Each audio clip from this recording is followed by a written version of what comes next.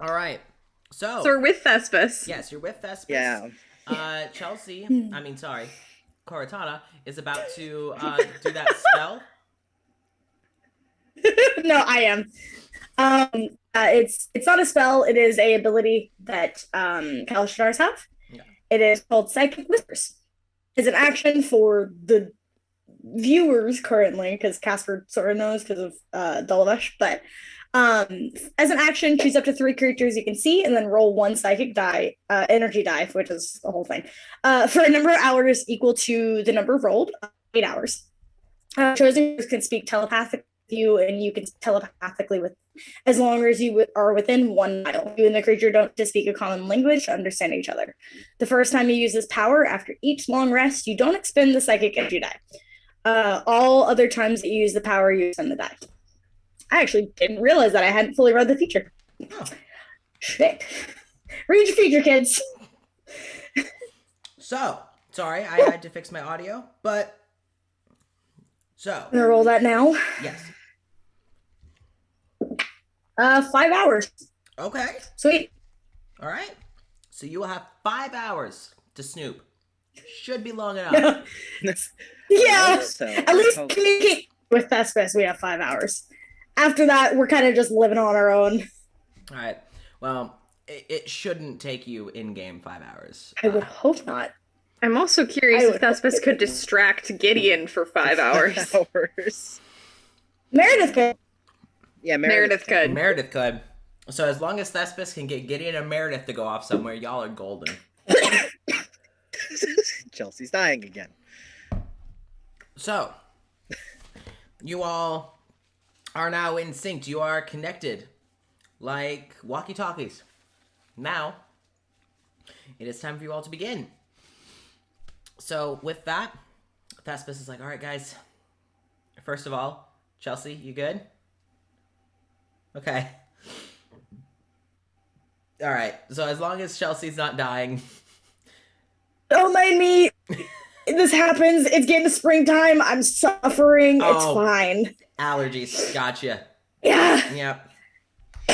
So. Try not to cough directly into the mic. Which for myself later. Yeah. So, you all, Thespis gives a good luck, guys. I'll go distract him. I'll let you know when he's out of his place, and you guys can head on over. Again.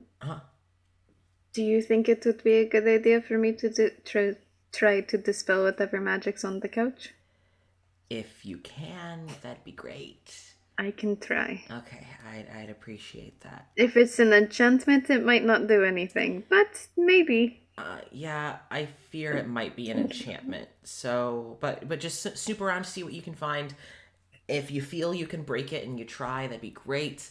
But if you can't, don't blame yourselves. That thing is powerful from what I've heard from the therapy session. The people I've talked to. Amir has told me a bit about that couch. And honestly, I fear that couch. So just do what you can. Keep me in the loop. Again, I suggest the back door. Especially because Gideon's gonna leave. So. Alright. Well, and they kind of give a, alright guys. Break a leg, and they give a bow, and then they head out the front door. I love them. I love them so much. And they head on over. Do you guys stay in Thespis's house?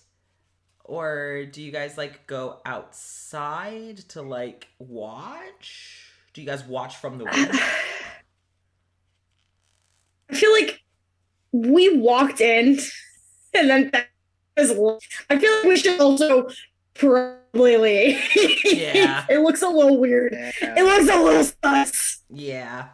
So you guys... It'd be We'll different just head if, back towards the library and walk around a little bit, maybe say hi to some people. It'd be different if, Cora and Thespis were together. Yeah. Because it'd make more sense, but... They're not yet. And then Ivor and Magna were just in Thespis's house. You know. They're just kind of vibing. It's cool. We came in together. We're staying together the entire time. Just leave the house. No one ever leaves each other. No. Just leave the house. So you guys leave. Yeah, So it's weird. Where do y'all go? Honestly, I know Jenny said it jokingly, but the library, because at least we can say like, oh, well, It we was haven't semi-jokingly. explored the library. The library. We haven't That explored sounds the like a really library good yet. idea. The library is so there's Hitchwire's lab, Gideon's office, the temple of all the gods, and then the library. Yeah, Yeah. we're not gonna. Cora has no fuck with interest in religion. going to the gods. We don't give a shit about Yeah. religion, so we're just gonna walk past that. Says the one who's going to try and romance the cleric. Okay, so Hey, But hey, we also haven't explored the library, so we have a valid excuse. Like, oh, we just wanted to see what the library is about. We already helped Thespis with what And, we like, needed to do.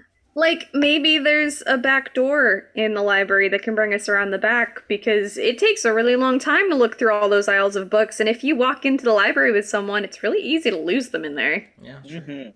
All right, so you guys head to the library. Yeah. All right, so you guys see Thespis literally just go into Gideon's office. Just through the psychic link, just Danger. Cora, you've got this. It's like, yeah, I sure hope. And it's like, if Thespis could send you a thumbs up through the psychic link, you can like feel that. That's the vibe. Yeah. Can we, like, through our minds, could we high five each other?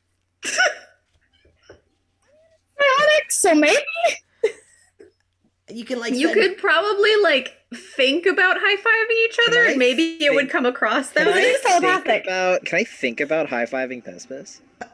Yeah, you can. Well, I think it really hard. Okay. Thespis thinks it right back. Ah, sweet. Yeah, high five. Sick. That's what you mortals do, right? You high five. See, that's all I took away from that conversation. So, you all head I out. was thinking, like, that's not what I wanted you to use this for, but okay. I mean, It's fine. Thespis is down. Thespis likes friends, so it works. So you guys head to the library. You go into the library. You don't see. It's like it's open for people to wander around, but you don't see a librarian. You don't see anyone like manning the books. Like you just. It's not like the books can necessarily really go missing. Like, there's only so many places they can be. Yeah. You don't really need Hold to on. keep track of who has them. Yeah. So, yeah, you guys literally start looking and browsing through books, or are you guys kind of just sitting waiting? Actually, genuinely curious about the library, because it was a thing where we're like, we can deal with that later. I actually do want to look around until this gives us the okay. Yeah, okay. All right. Is there anything in particular you're looking for? Or do you just want to roll and see what you find? Sure. Can we roll to find random books? Yeah. I'm rolling. Okay. I'm I doing am the too. same. What do I need to roll? Roll a d20 Oh, I hope I find some find fantasy some braille. fanfic. of Magda and Amir, written by a future Magda. A natural That's a 20. 15. I got a 10. 15. Is it investigation? It's just a 20. Oh, okay. I'm a little worried that this die isn't balanced because I have only really rolled natural 20s with this die, so I'm not going to use it anymore. This was sent to me by a friend that's in our Sunday game, and I don't think it's balanced, so I'm not going to use it more because I've only gotten high rolls with that. Okay. I'm going to be honest. Oh, I appreciate Makes it. you a little nervous. But I'll say keep that 20. Okay. Sweet. So, and there were no bad rolls. So, you all are exploring and Literally wandering. just rolled another natural 20. No, we're not using that die anymore. So you all go exploring, and basically what it's gonna be is y'all are gonna find different books kind of based off the people you know, and the rolls helped me figure out which of the characters you all know that this is gonna lean towards. So, Hi, Mom. oh, hi Chelsea's mom. Hi. So, Jason, you rolled a 10. Yeah. Okay, so even. So what you find is an old leather-bound book. It looks to have been hand-stitched. When you open it, it looks like... Sorry, Cecil's just, oh no. You open it, and you can tell that whoever had been handling the book did so with, like, messy hands with ink. And as you flip through it, you see that the book, if you you look towards the back, you look towards the front, and it doesn't have a cover. It doesn't, like, say anything on the spine. When you open it, you see on the inside cover towards the bottom, you can tell that it's been kind of smudged over, almost like intentionally. But if you, like, look in the light, you can see that it belonged to someone named Kendro. Kendro. Kendro. And as you're flipping through the book, you notice that it's all handwritten in ink. Jeez Christ. And it is the same story written. It's a short story. Written over and over and over and over and over and over again. Oh, no. And it is the story of a woman, basically, to sum it up, it is about a woman who died protecting her 2 sons. And it is documenting her final moments, protecting her sons from bandits, and dying, protecting her kids. And it is that story. It only takes about 3 pages for the author, Kendro, to write it. But they have written it over and over and over and over and over again. Jesus. You could guess that this book probably has about 200 pages. It's big. Well, not big, but like it's but it's thick. It is 200 pages of this story on repeat, and the story only takes about 3 or so pages to tell. Jesus. Is for each retelling of the story, is the wording exactly the same? Yes, it is exactly the same. And you can tell that it's handwritten, and it's not like a pen, it's not like a pencil, it is like quill and ink. Over. That story is told around 67 times. Yep, written exactly the same way. So. Jesus. What the fuck happened there? Kendra, what the fuck? Okay. So that was Kendra, goddammit. So yes. There's that. Then Jenny, what did you roll? 15. 15. Okay, so an odd. Okay, all right. Well. All right. What you find is a company handbook. It I just realized Ivor can't see.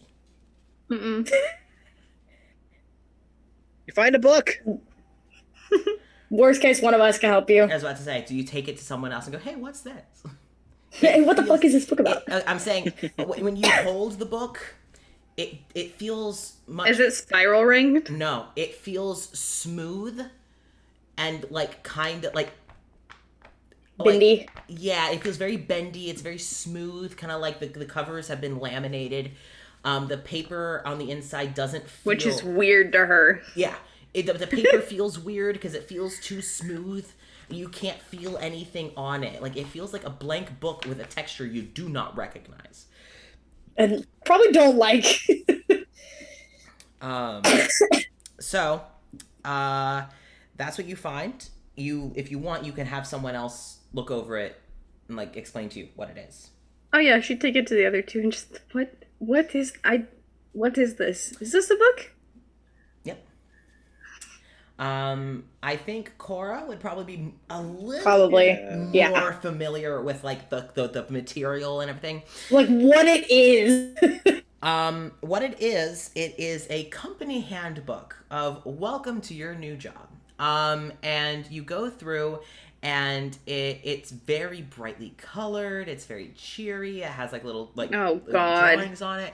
And the worst kind of but fuck. if you I give it a flying fuck. If you read the words,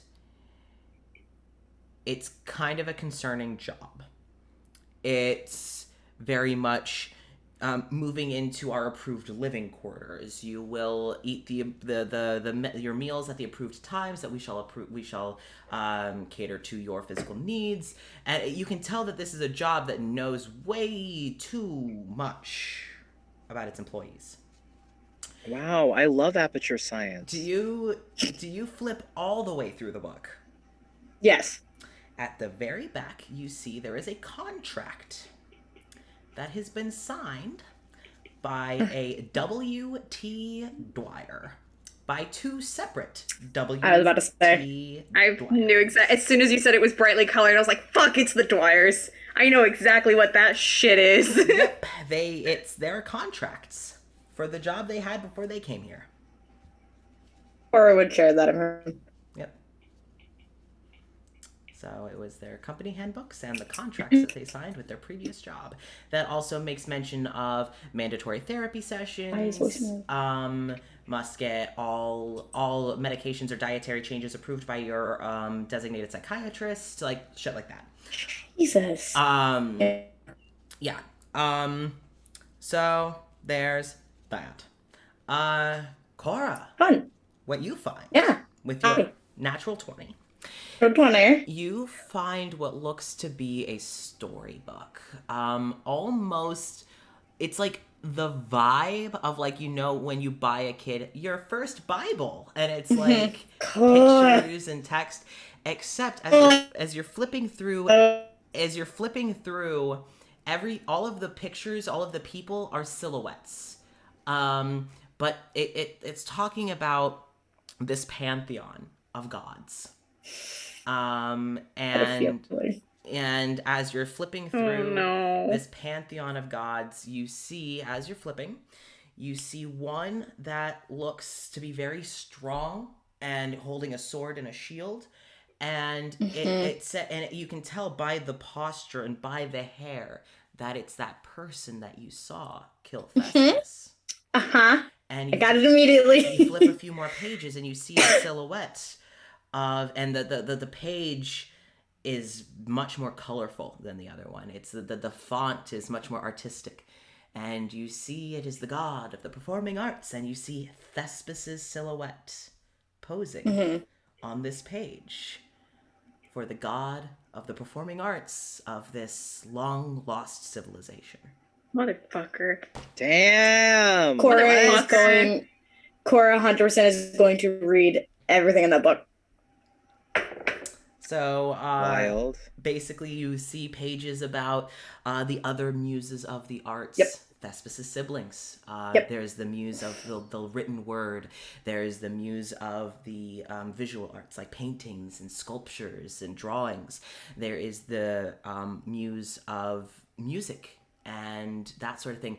And all of these muses of the different arts were the older siblings that raised Thespis. That's why that's why the performing arts is a mixture of song, written word, visual arts. You know, that's how Thespis came to be a mixture of all of these things. Oh, I love Thespis. That's really cool. Wow. There are other gods that you see, all of this pantheon. Clearly. Clearly. Yeah, there's a whole pantheon, and you can tell as you flip through, there's like the glossary that you first see, which has the different silhouettes. Yep. And then you start getting into the stories behind these gods. Do you keep reading? Yes. Okay. You see, you flip through and you're looking for names that are familiar to you, which would only be one. But, well, no, you've seen the other muses of the arts, their pages. You've seen Thespis' X. Who you see them. And in their bio, you saw it listed that this person that you saw kill Thespis, their ex, was originally the goddess of the hearth, the home, and protection, but was driven mad and became the goddess of war and led that civilization towards its end because that goddess got many of their people killed by driving them to war with other nations. And as you're reading through, you see that story and you remember the dream. And you remember that there was only one god that tried to break through to this goddess. The only deity that tried was Thespis. out of love Jesus. and trying to protect their people. Thespis tried to use their power with word and their power with song to sway the heart, but was never a fighter, and unfortunately failed, and then disappeared. And all of the muses after Thespis' disappearance apparently had gone into mourning, and many of the other gods then started to wage war against the goddess of war, but who can beat the patron of war? So Thespis' civilization crumbled when the gods all turned on each other. Fucking God. So that's the book you found. That's so fun, Casper. Thanks. So that's what you all find. I mean, I knew as soon as I rolled a natural 20, I was like, I'm getting fucked up. Let's go. Yep. So you found Magna, you found this book by a Kendro. Do you keep this book or do you put it back? I feel like he would take it. Okay. I'm not sure why he would take it, What? but it's just, you know, It's a weird ass book. yeah, it's like, this is really strange. Does anyone want to roll anything on any of the books? Yes. What do you All want to of them. roll? What do you want to roll? I want to see if I can do... Hold on, let me see. Because I'm sitting between insight and history. Well, you have... Oh, well, no. You don't want to waste spell slots. Never mind. No, just in case. Yeah. I'd say history. History? Yeah. Yeah, that works. Or investigation. It's actually... Yeah, no, we're not going to do investigation because that's a +3 and my history is a +6. So, See. no, we're going to go back up. Thank you. No, suffer. My portents aren't going to help me here because I rolled 2 2s. Oh, no. No. That's a 12. That's going to help you with one of them. Okay. Not all of them. One of them. I'm going to do this a bit differently for you because of all things considered with Ivor and the type of wizard that she is. That book that Magna is holding, when he explains to you what he's holding, what it is, that is something that you remember reading about. It is a very specific... And you find it odd because you weren't aware that this was a thing in multiple universes. But it is a very specific kind of necromancy. I have a feeling. Where if someone writes the same story using the same ink source over and over and over and over and over again using the same ink source, they can summon spirits from that story. There are ways to alter it to make it more of a revival. But you've never heard of a time where it actually worked. And it usually involves murdering people and using their bodies. But I had a feeling. But Ivor, you've never heard of a time that it works. She'd ask because she clearly can't look at it. But what color is the ink? It is when you look at this as something, you go, oh, that's black, but you take a closer look and it's more like a deep brownish. Brown. Yeah. I had a feeling when all of them pertain to characters that we have a connection to, and Chelsea knowing, hey, they got killed by a necromancer. And the end ended. I was like, oh.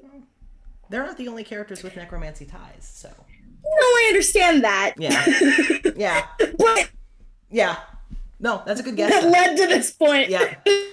That is Yeah, that has something to do with necromancy. Just Yep. Yeah. to a death, a little crazy, you know. Yeah. Someone clearly went off their rocker. And the farther in the book you get, the sloppier the handwriting gets, but you can tell it's the same story over and over and over and over again. Yeah. So you are holding a book wielded at one point, more likely than not, by a necromancer. Yeah. Mm. I don't know if it was a slip of the tongue, but you said while you were describing Thespis's book that I recognized a name. That's like a slip. Thespis. Okay, that's I thought. I was sure. Yeah. No, Thespis. Yeah. Okay. Yeah.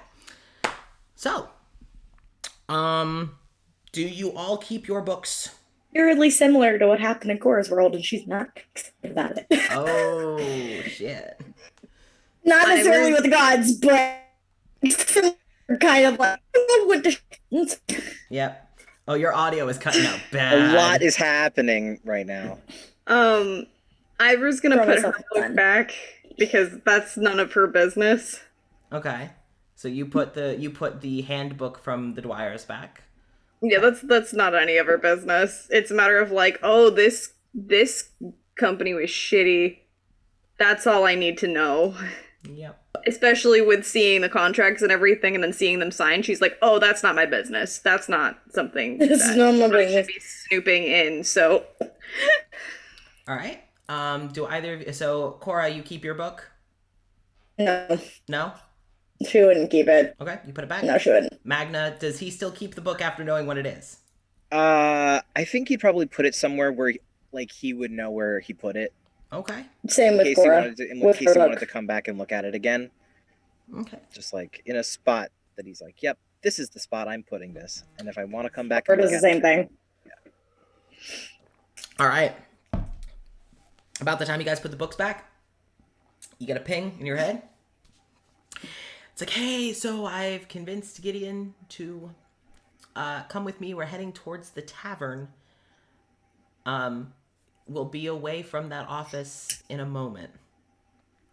So, Let's bring it to the tavern. all right. Do you guys want to head out the front door or see if you find a back door? Back door. door. Everyone can roll perception or investigation. Roll for Hey. back door. Ooh, it's 7. What the fuck? Ivor's gonna just try following along the walls. Is it a see if she different can find it. die? Is it a different die? You nat 20? It's my Matt Mercer one, yeah. Not 20.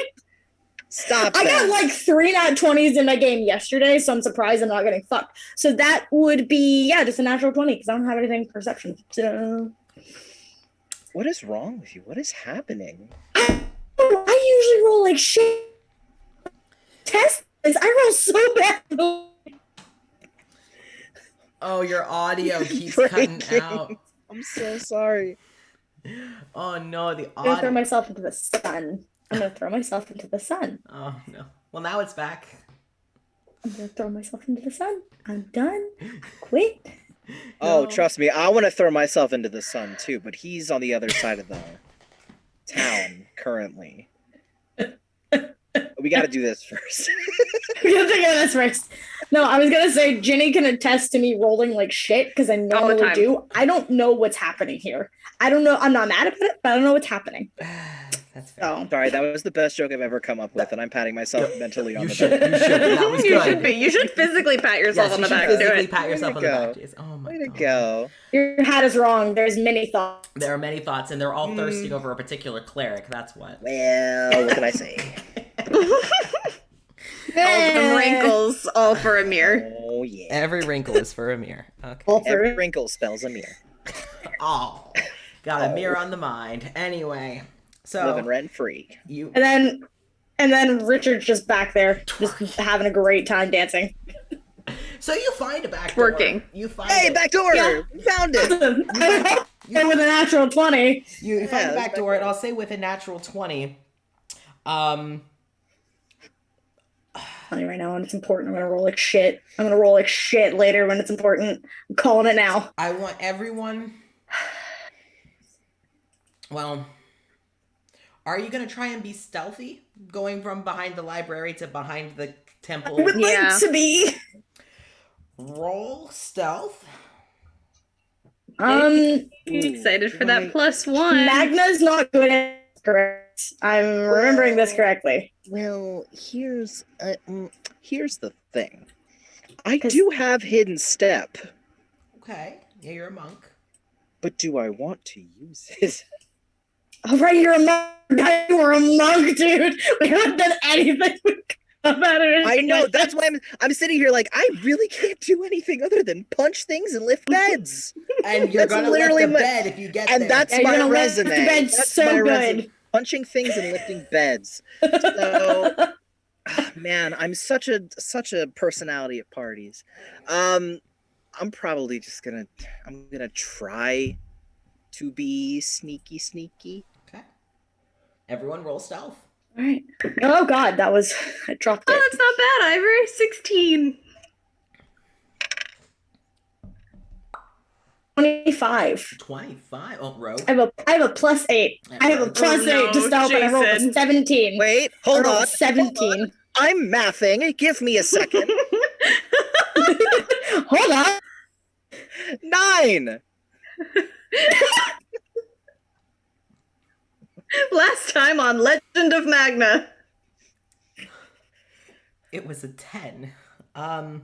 Are you kidding me? Oh, Jesus. Well, So you didn't disastrously fail. I'll Can say. I use this? No, it's just me. I'll say. ah, Oh, it begins. So what? He's chunky. Give him a we break. love him for Is it. he big? He's big. big, Are you a furbolg? big. Yeah, I'm big. Can't you go invisible? Yeah, well, yeah, I can only use it once per short or long rest. And I'm I like, mean, now might be the time to use it. but here's the thing. I'm worried. So You know, that's fair. if I need to be invisible when he comes in and I'm moving a bed, I think that's a little bit more. You know, I have a thing I can do with movement that I'm holding on to as well, but I can only do once, so I feel you. Yeah, so I will honorably take the L. Okay. I will honorably take the L. I don't like that. Who No, that saw was us? the chat. That was the chat. Oh, That's at the who's chat. sighing at me? Magna, Dummy thick. Dummy thick. Dummy thick. Yeah, you don't you know it? Dummy thick with extra Haunted dummy. floating bed. The He's clapping is- clapping all his way right over. keeps right alerting over the, the corrupt therapist. all the way from the tavern. He's like, "What is that clapping?" What the fuck is that sound? Saspis is just, oh no, that's me. No, I'm just going for you. I just want to do a really quick jig. Like, listen. That's got a good beat to it, don't you think? Magna in their head, just like, sorry. sorry.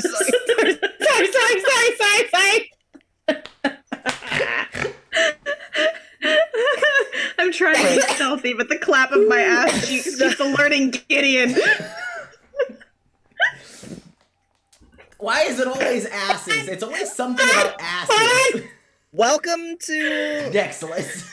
Always I was gonna say sunny assholes, but yeah. title generator. Oh my god. Okay. Oh. So you all, Cora, you have 0 trouble sneaking on along. It's fine. You're, This is what she's built for. Yep, you and Ivor, you're able to kind of follow the wall, and when you realize that the building has ended, you kind of just very carefully but very cautiously, kind of project, okay, well, logically, if they're built like this on the front side, they're probably built like this on the other side, and you're able to correctly judge it. Magna, you are trying so hard to be just quiet and careful. But you're so, Doing his best. He really You're is. really nervous because you've never broken into someone's fucking house before. Yeah.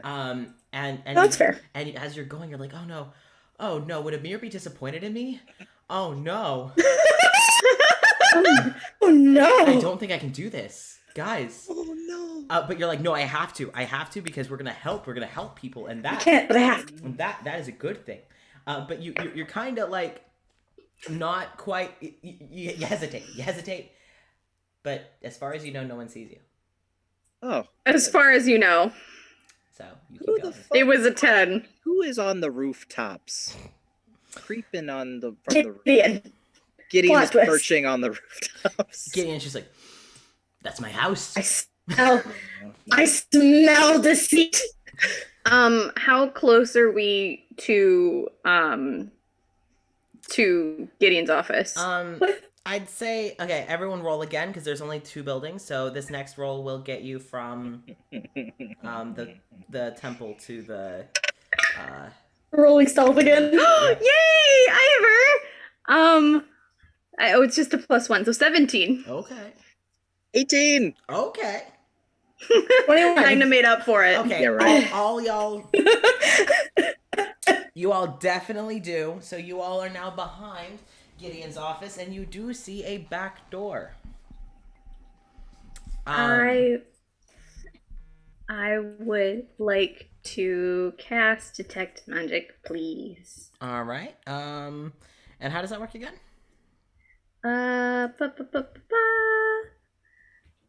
For the duration, you sense the presence of magic within 30 feet of you. If you sense magic in this way, you can use your action to see a faint aura around any visible creature or an object in the area that bears magic, and you learn its school of magic, if any.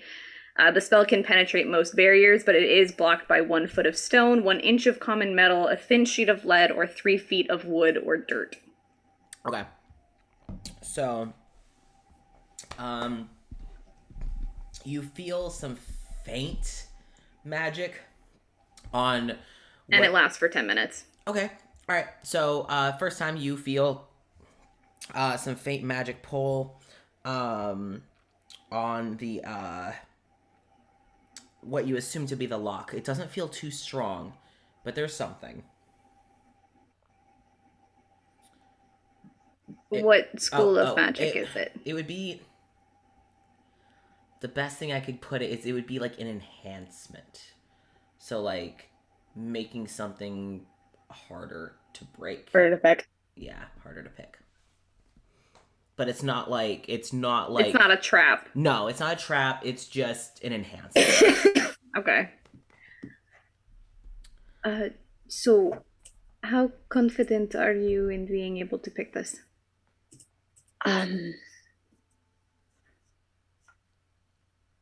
I would like some assistance. Like I said, I'm relatively new to picking locks.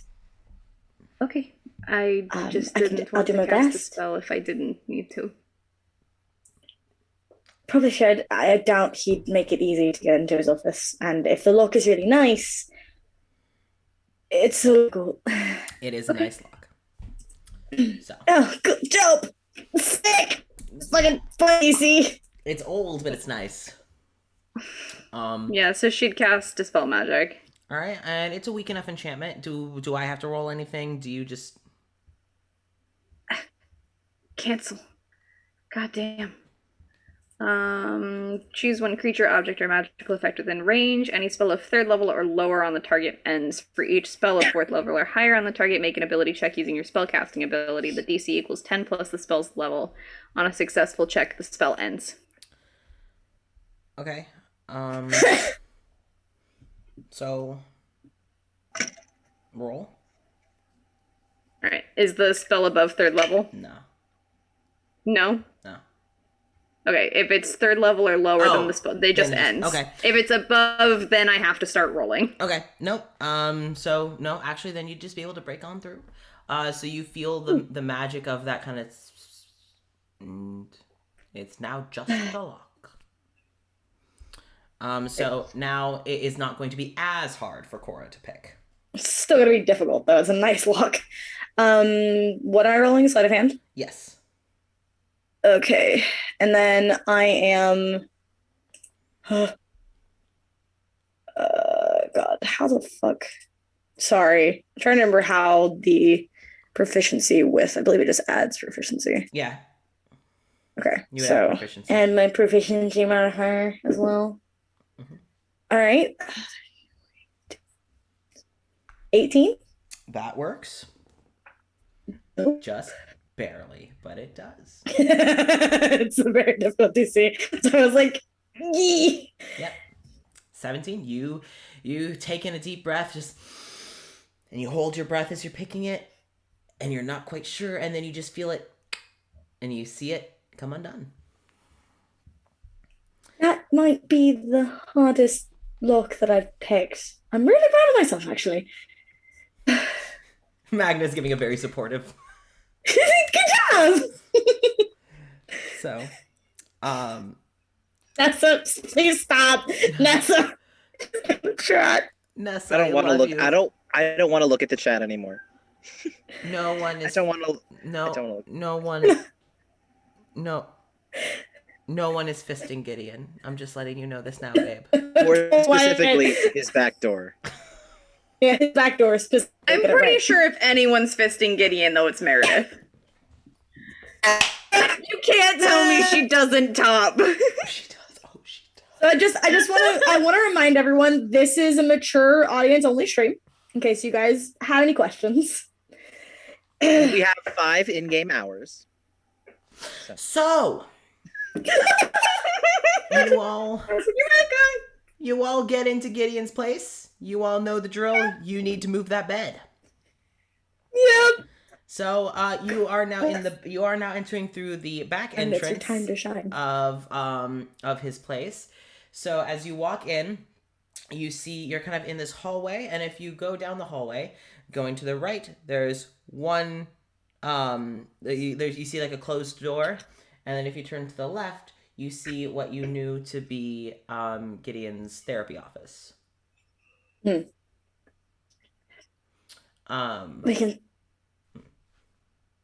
can start with the bed, since it seems to be the pressing issue. Is there any kind of time if we move it? What was that? She's asking Ivor. About If you were cutting if there's- out. Oh, damn it. Meh. So we should probably start with the bed, but is there anything that if we move it would alert Gideon that you know of? Not that I saw. Okay, we should probably check that first. I'd rather keep him at bay for a longer time. as you're sneaking around and you're moving around, the only magic that you're really detecting that's close enough and not with enough stuff in between you would be something pulling you kind of towards the therapy office, which would be what you assume to be the couch. Yeah. You're not, Okay. So there's not immediately. no, Ivor, you're not really Magical. feeling much else. Yeah. Okay. So, So probably the bed first. This bed, awesome. all right. So you go through It's useful. you go through the closed door. It's unlocked, and you see a Because why would anyone be in his house? yeah, exactly. It's a fairly standard bedroom. You see like a little dresser. You see a you see like a dresser with like a mirror. You see a bed. So what do? Do you just immediately walk in and oh well, thank you, Dr. Beauty Killer, for following. Let's continue. Awesome. So you all what do you do? Do you just beeline it straight for the bed, or do you look around anything else? Does Ivor sense anything in the bedroom? It doesn't feel like there's a magical item, but it feels like there's some presence Like? from the mirror. Oh. What school? It doesn't feel like a school. It just feels like an energy. Do you encourage anyone to look at the mirror? Oh, good question. Casper. No, but Ivor's gonna walk over and touch it. It's just a mirror. All right. It's just a mirror. Fucking you rat bastard. Does anyone watch her go touch the mirror? Okay. Yeah. Cora's a little confused. Like, what? You all, the two of you look and see for just the briefest moment. You see Ivor. Mm-hmm. But you see Ivor's reflection. It's a mirror. But God. you see as if there's someone looking in through the mirror. And I it's hate that. a brief glimpse, and you see a young woman with fiery red hair, and it's full of energy, and her face is covered in little scars, little freckles. Her eyes are wide with shock. And then she disappears. And that energy you felt is gone. The fuck was that? I don't know. That was someone in the mirror when you walked up to it. Can you make it do it again? I felt something before. I don't feel it now. Can Magna poke the mirror? Nothing happens. Just a mirror. Shit. Sucks. So what do you do now? There's the...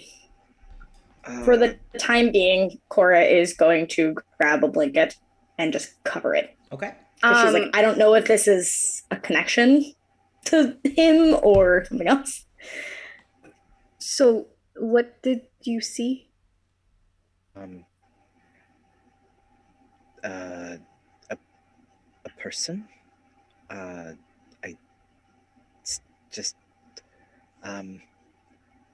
They looked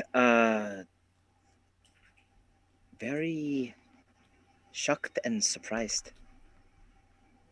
Did they look like anything specific? Were there any characteristics?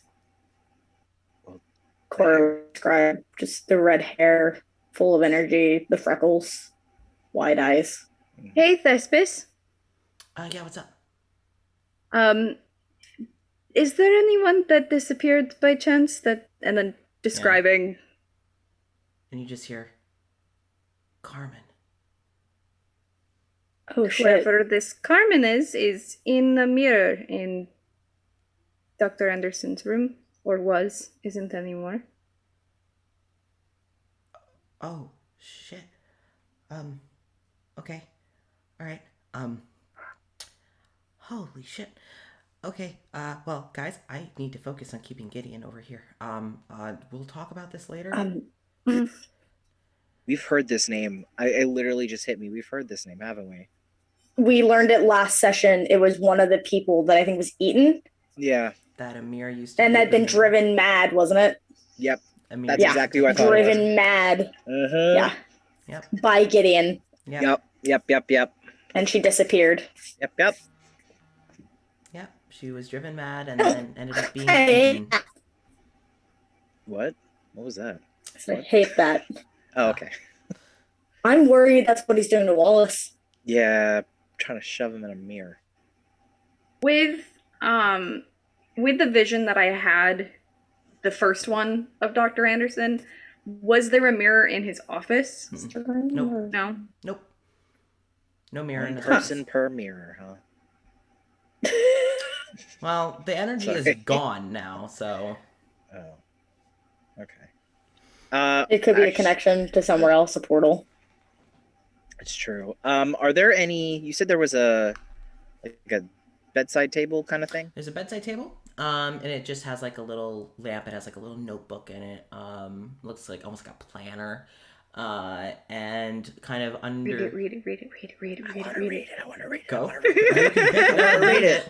I want to read it. Go I for want to it. look at it. It is his therapy schedule. You can see when people are going to be having appointments, and you could see that there were Good information. a handful of appointments were scheduled for Amir, but have recently been crossed out, as if... How long time span does this planner cover? It seems to cover, like, it doesn't have year dates, but if you flip back... Yeah. If you flip back, like, you can tell that he's been using this a while.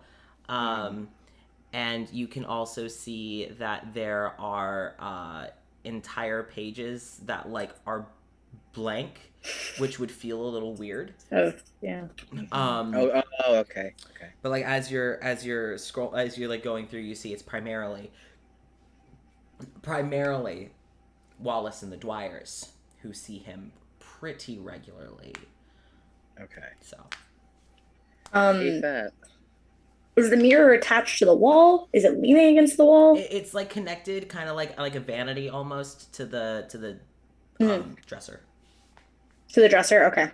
Then I'm not going to do what I was thinking about doing. I'm just going to inspect the mirror to the best of my ability right now. It is just a mirror. I inspect the vanity itself. Just a vanity. It's looking That's a little Alright, I don't like shit. that. looks a little old. How old? But like it doesn't have runes, doesn't have sigils, doesn't have any like written things on it. Ivor said the energy's gone. It's just a dresser, just a vanity. Can I open some drawers on the dresser? You're going through his sock drawer. You see some shirts. Yeah. Get fucked, Gideon. We're looking Dude. through your private personal sock drawer. You thought you could hide your socks from me?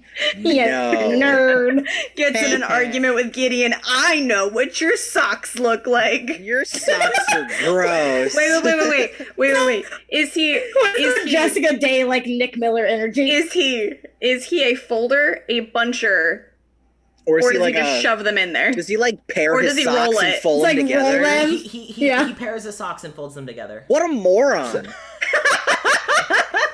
I'm kidding. I do that too. Jason. I do that. Shit, I didn't know you had such like strong feelings about. No, I do I'm that so too. Don't sorry. even worry. Don't even worry. I do it too. I'm calling myself out. Jason's like, I This get to is say When that. I I actually do that. feel like pairing them. When I actually No. feel like pairing them, that's what I do. This is how we're going to solve the mystery. It's not going to be anything to do with Meredith. The answer to the puzzle is how Gideon folds his socks. So You were gonna send by color and then actually just send chat. so We know you have garters for your socks, you nerd. Like, Fucking nerd. we embarrass him out of the bubble. That's like It's way the we calf win. garters too. It's not like thighs or anything. It's No, the calf it's the calf. ones. The calf ones. Yeah. Okay. So I'm gonna move this bed. I am unimpressed by the sock drawer. Oh, I'm you gonna found the socks. Now that we shit on his socks You efficiently. said 5 in-game hours. Why am Magna. Magna opening it, like looking so excited, and then just oh. I take it back. Take it back. so Okay. Can I move the bed? yes, roll strength.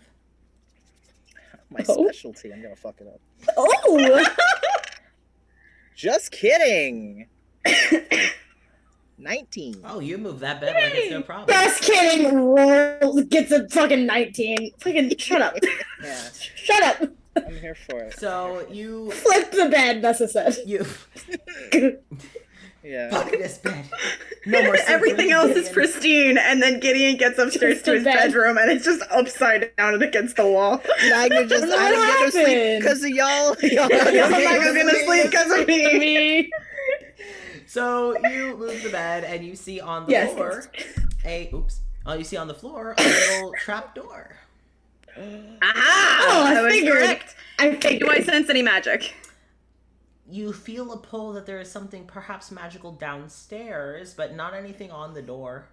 Oh, she wants to go down immediately. Is it trapped? Oh. Is it Jesus Christ? I Is it didn't say trapped? it. I said nothing. You heard nothing from me. I said no words. This is like prime ultra secret tunnel, bitch. Well, like, Do you check for traps? yes, Casper. I checked for traps. Jesus Roll. Christ. Roll investigation or perception. Okay. Please I'm gonna do inform me how investigation. dead I would have been if I had opened that door. Could I assist by any chance Is by it like another tapping on 20? the floor Are to you- see if it's wait. hollow or something? Wait, Assist. no. Assist. I can get assistance. Assist. Yeah. Yeah. Assist. Awesome, because that was a natural one, boys and girls. Assist. 22. It went from a 1 to an 18. It went from a 1 to. Oh yeah, we would all blown up. All right, Matt. I get it. You're tired. You want to sleep. You got a lot on your plate. It's like critical role dice. There's no trap. Awesome. Gideon literally just does not expect people to fucking snoop in his Get damn this house. far. Yeah. So you all head Because either down- people trust him or fear him. exactly. Secret tunnel.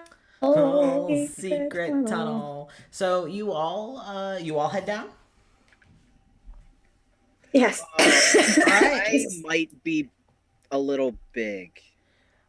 It's gonna be a snug fit, You are a but thick lad. you You have to wiggle your shoulders a little bit. It's a That's tight, one thick lad. it's a I'm gonna, tight fit, but you are able to get down. I'm if you not try. gonna plug up the trapdoor. Okay, cool. It's So gonna I'll be go down. snug. It's like kind of heading down into like a kind of a tight knit. Okay. But I'm not gonna say. Expects him to be dazzled by sun. Okay, I'll go in. So you all Okay. head down, and you're kind of in the basement area. You assume that you're under the house now, and you see files, like boxes of files. And they're all just down. It seems to be like there's some stacks of books, some other planners that look similar to the ones that were upstairs, and you just see a fuck ton of boxes. Ooh. Do you guys want to? What do I sense? It seems that some of the files, like there's some like little minor pulls in various areas, that would be labeled as, what would they be labeled as? Important. Look at this. Yes. Now we get to the real HIPAA violation. Yeah. The true HIPAA violation. Yes. Now it is the real HIPAA violations. You're basically feeling like as if it's more like a residue that magic had been used while writing these, and there's like leftover traces of magic. You can tell it has to do with his Bard College of Whispers. That bitch. So, you do realize that some of the boxes are labeled, but you would have to go take a closer look. Okay, let's go do that. Roll investigation, everybody. Oh my goodness. Oh my gosh. I don't know what there is for me to investigate, but I will still roll for something. 21. 21. 21. Does Magna roll investigation? Natural 20! Ooh, all right. Bitch can't see, but bitch sees everything. Bitch sees everything. Wait, what is this? Investigation? Investigation. Oh no. You're great at that, right? Actually, yeah. No. Oh, I think I am. Thanks.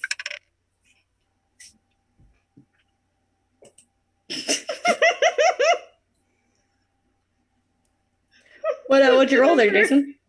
Jason. 13. Okay. Not too bad. I thought it was a 1. Yes, I No. 13. No. I was adding some numbers, and that was strenuous. Ah, It's the thoughts. I feel that. It's the wrinkles, they're gone. So you, Jason, are able to see. Use all of them. Magna sees that they are all labeled with various names. You can tell that some of them are older. Like you can tell that some of them haven't been opened in a while. You see names you don't recognize on some of these boxes. Oh. Okay, I was literally gonna ask, are there any names just out of the blue that I might recognize? There are names that you do recognize, but there are also names that you don't recognize, meaning that there are names of people that you haven't met.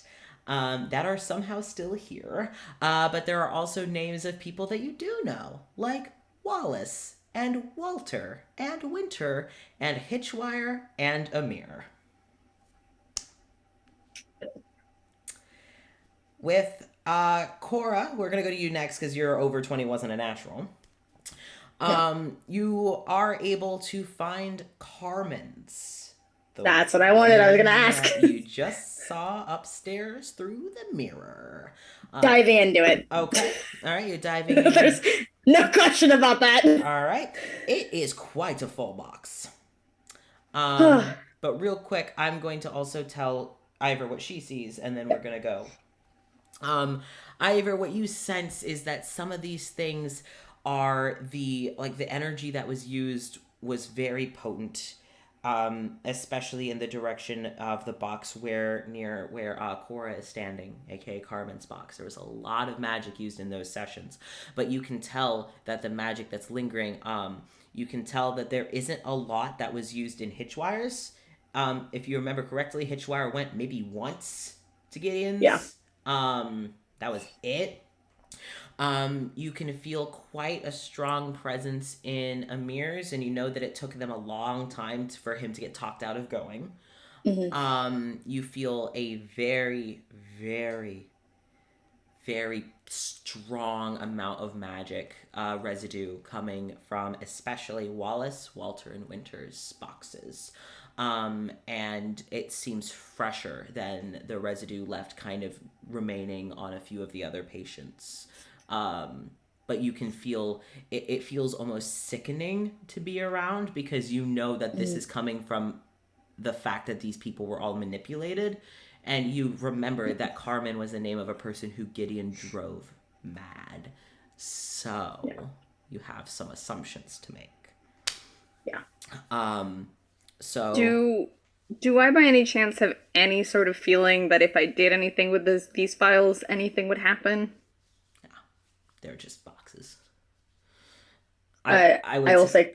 Okay. No, good. I was just gonna say, like, you literally are just in a storage room, except a lot of magic had been used while using these files, so there's a bit of a residue behind. As Cora goes through them, Okay. Carmen's, Yeah. she is very particular to only pull out one file at a time, put that exactly back in the order that it was, go to the next one, Okay. do the same thing. She's used to doing this, but with information that her father received in his war meetings. Yeah. So she's done this quite a bit in her life. Yeah. So you pull up a file, and it seems to be kind of like an introductory file in the sense of like it was their first session. Yeah. Carmen was hearing voices and couldn't tell if it was spirits or her mind, and all she wanted to know was what were they actually voices, or was it something in her brain, right? It makes mention of a sister named Anya, who they seem to be inseparable except for the therapy sessions. And Anya had been her caretaker as well.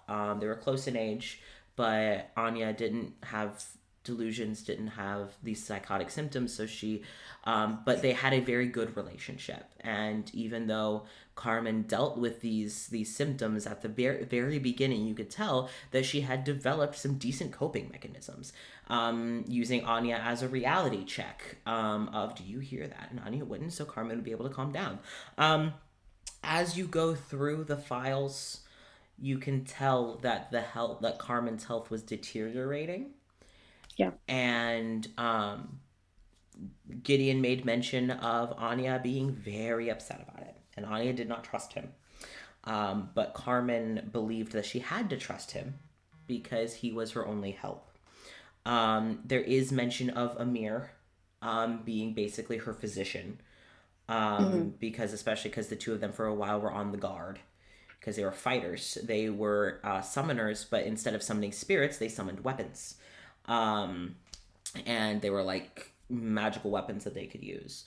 And Carmen wielded a sword, and Anya seemed to wield a chain. Kind of like Ghost Rider sort of shit. Yeah. And as you keep going through, it just keeps talking about how Carmen is spiraling, and it makes mention that Amir tried to work with Gideon to help Carmen because he thought that Gideon was trying to help. So there's mention of Amir trying to work with Gideon, and you can tell by the way Gideon writes about Amir that he does not respect Amir, and he doesn't seem to really value what Amir could do for the patient. So it's very dismissive. This makes mention of some things that Amir mentions that you can tell that both Amir and Gideon come from a world modern-ish, kind of similar to yours, where there were things like psychiatric medication and shit that they were kind of trying to emulate, but they couldn't. Well, Gideon didn't try, and Amir couldn't. And there's a few mentions of some psychotic breaks in the middle of town.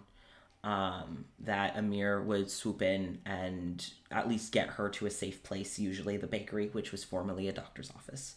And when Gideon seemed to be losing control of Carmen and Amir seemed to be kind of taking over, you're realizing you're getting towards the other end of the box. where he stopped seeing her. And at the very end, there is mention that both Anya and Carmen had been eaten by the monsters after both of them thinking that they were well enough to fight again. And that Anya went first, protecting Carmen, and then Carmen died, trying to save her sister. And that's the end of the box. And the only person that has ever mentioned Carmen to you is Thespis. And Yeah. so that's through Carmen's box. Nice. Magna, do you go through any boxes? No, Okay. he doesn't. Okay. Ivor, do you cast anything? Do anything?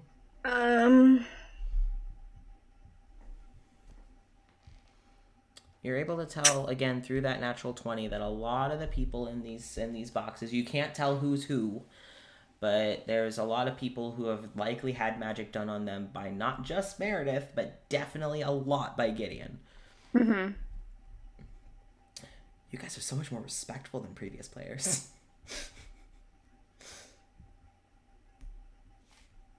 Yeah, I'm just saying if there's anything that you want to read, I don't mind reading it for you. Yeah. I was not wasn't- going to look into shit like that. I know wasn't you're leaving occupied. Carmen's alone. Yeah, I know.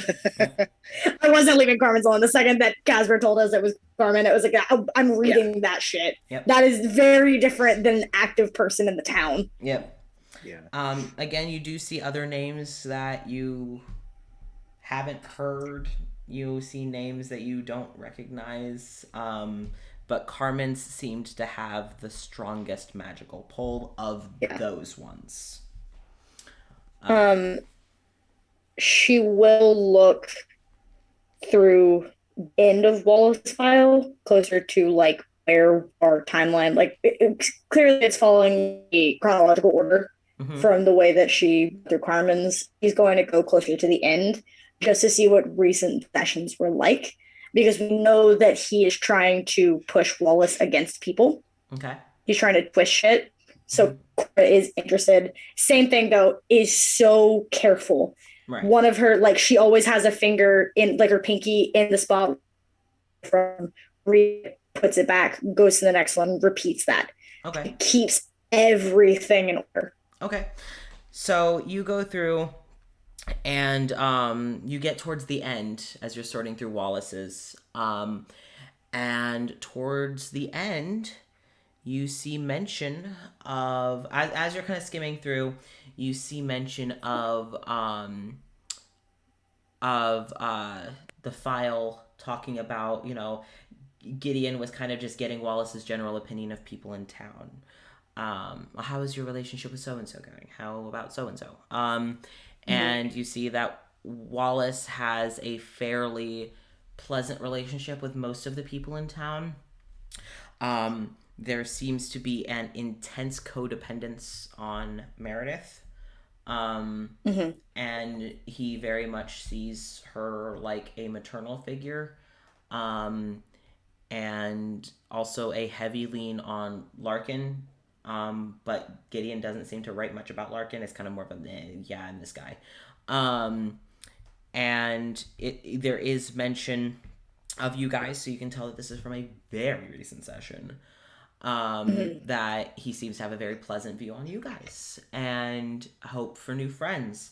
And it seems that the session does kind of end with Gideon bringing back up Wallace's family from before here. That Wallace still misses his mom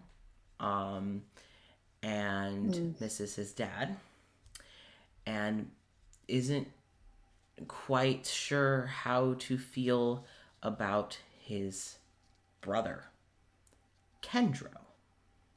Oh, shit. Oh, fuck. I thought so. I thought so. The brother I thought so. that, if you remember correctly, took an axe to his arm. Oh my god, wait. Oh. So, do we my- know ooh. Ooh. when Wallace's mother died? Wallace, I don't know if he told you guys. No, he mentioned that his mother died when they were fairly young. He didn't give an age. He just said fairly young. So, would it stand to reason that maybe Kendra was trying to use a familial like DNA blood type to try to bring their mom back? Maybe. That's exactly what I was thinking. I was thinking that's Some Wallace's fucking blood Full in the Metal book. Alchemist shit. You could Yeah. make that assumption. Yeah. I think that's Wallace's blood in the book. Good thing I put that shit back. Yeah, I know. Fuck. Ooh, yeah.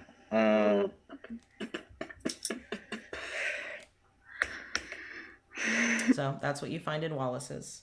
You can tell by the writing that Gideon doesn't seem too pleased because the language he's using is quite passive. It's quite direct in his writing. Yeah. Okay.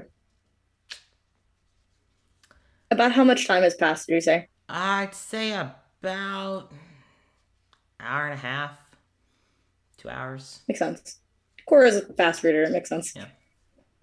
Um, Thespis does message you guys, and they kind of give you a ping of so newsflash, I was able to distract Gideon, but Meredith showed up, and I think they're heading your way. You may want to abscond Yep. immediately. Yep. Okay. Okay, time to go. Shit. Yeah. Okay. Back up the trapdoor. Close the trapdoor. Put it back as closely as possible. Yeah. Push Take the bed blanket back. off of Yeah, I the was gonna mirror. say, take the blanket off the mirror. Put it back where it was. Holy fucking shit. Okay, keep going. Oh God! You're I can dimension door Ivor out. Okay. I can only do it once. I can dimension door somebody out so we can get quickly. Okay. Get out quickly. You want to go invisible? Yeah, I want to go invisible. And just go out the fucking back door. Yeah, I'm just going out the fucking back door invisibly. Okay. That's me Okay. doing it. So you. Ah, shit. Do you have anything that can dispel a gust like cantrip at all? That can like wind away. Who, me? Wind the blow smoke away. Yes, the only person that unless Ivor does. I don't think wizards have it. I don't have any magic whatsoever. Dope, because this leaves behind a faint, lightly obscured space of smoke. Can I, in theory, grab both of them and run out the back door? Could do that too. Yeah. Roll Can I strength. try? Okay, Okay. cool. Roll strength. Ooh, 19. I'll say that That's works. You pick up both of them I'm doing it. and get the fuck out the back door. Oh yeah. And you are able to shut the back door before you hear the Try front one to lock open. it. The Never lock. mind. You are able to Can't do it. you're able to shut it before you hear the front door open. So you get out, and Thespis. Library. Library. Go to the Library. library. Run into the library. All right. Are you going for speed or are you going for stealth?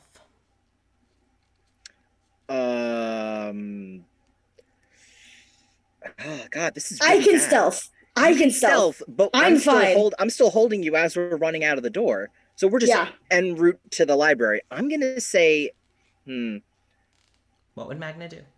Magna would probably, honestly, small brain would pick speed.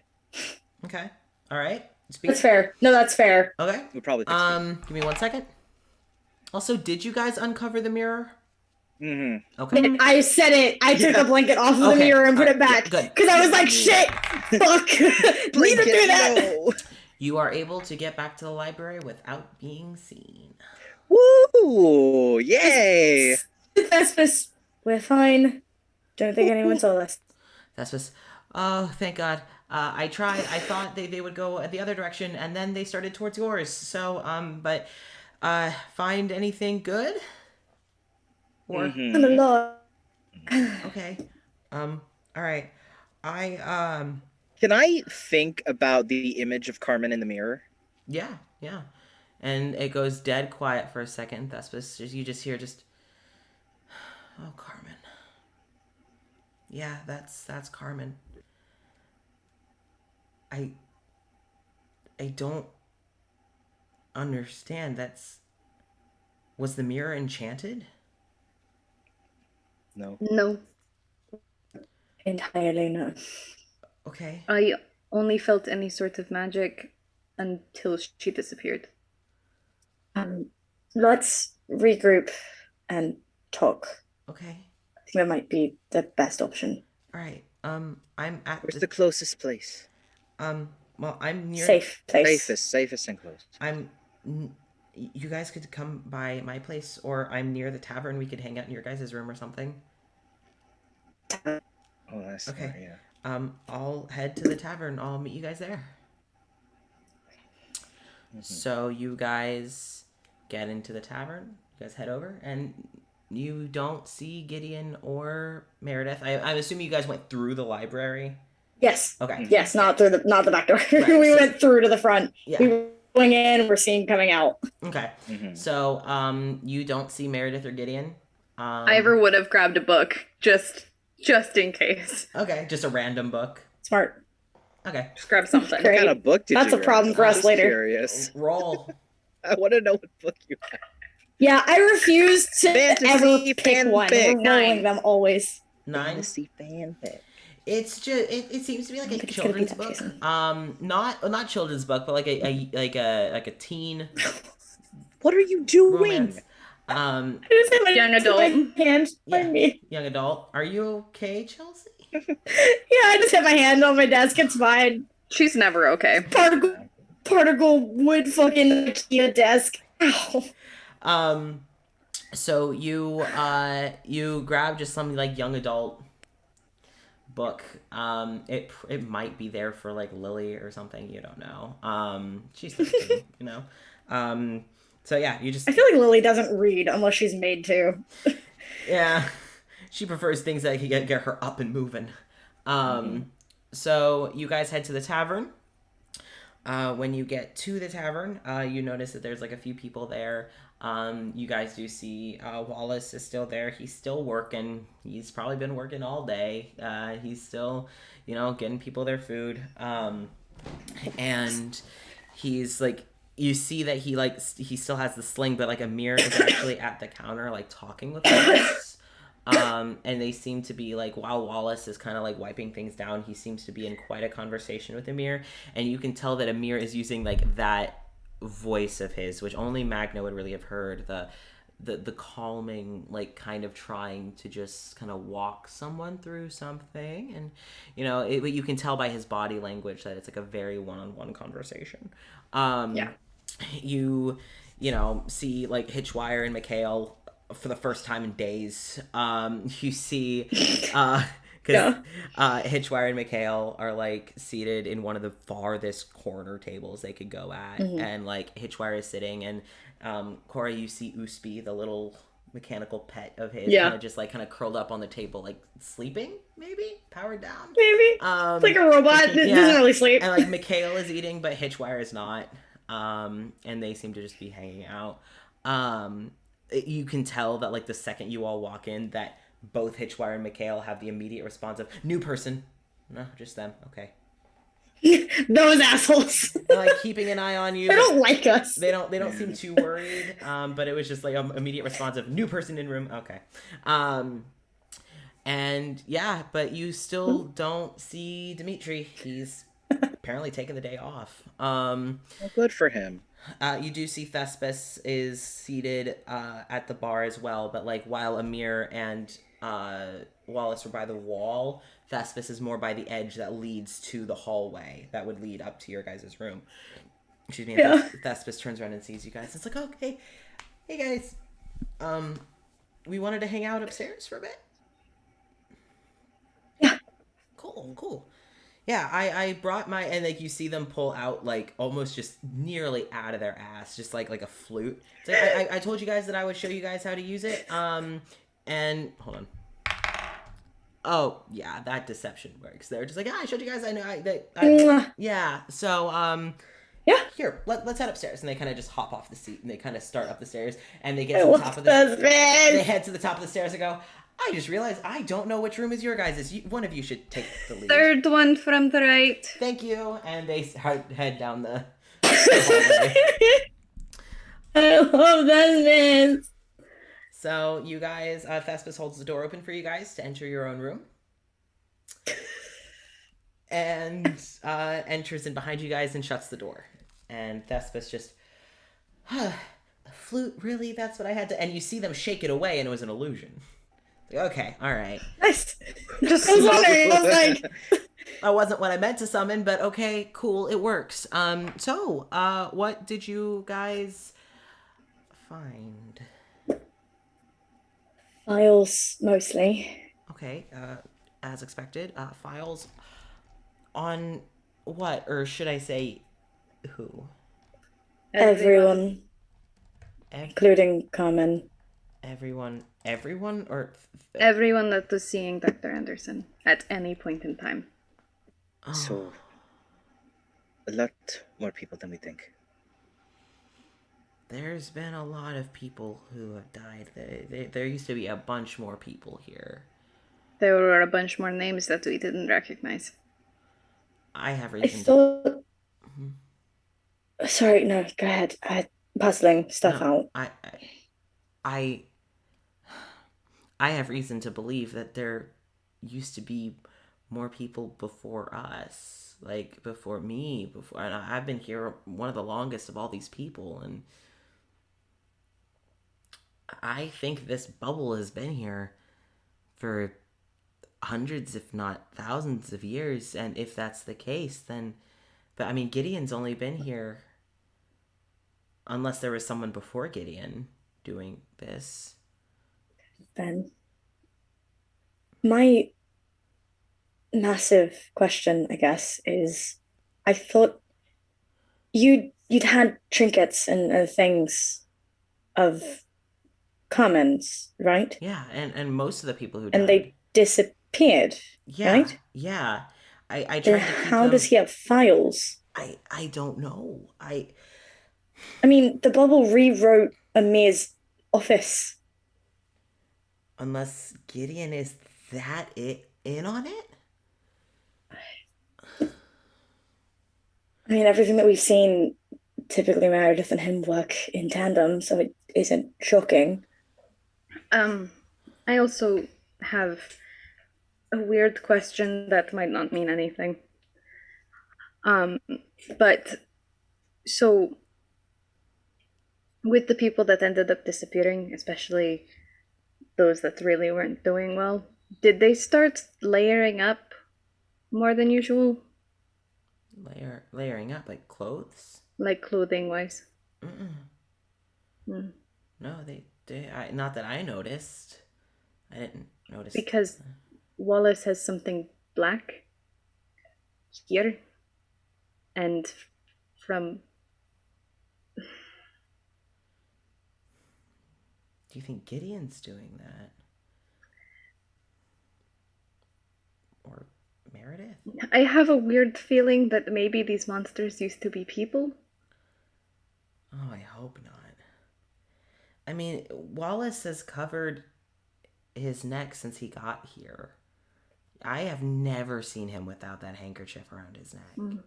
I've also never seen him without the sling.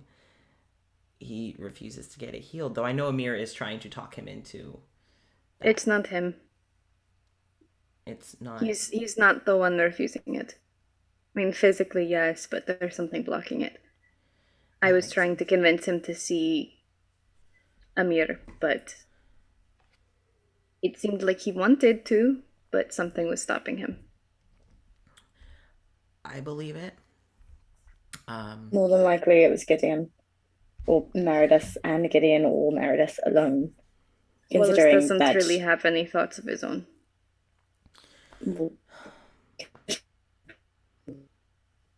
was seeing both of them.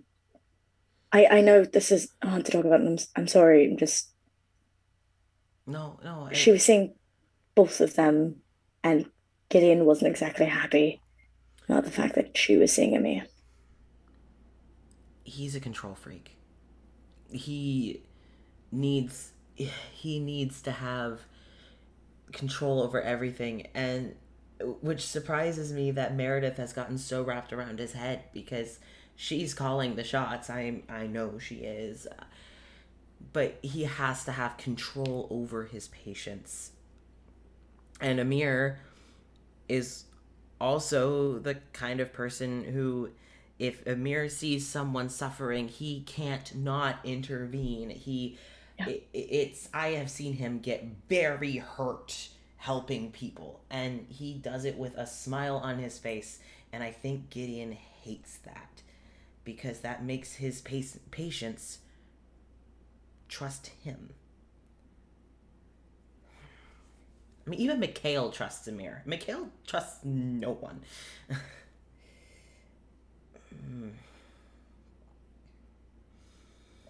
I hate that guy.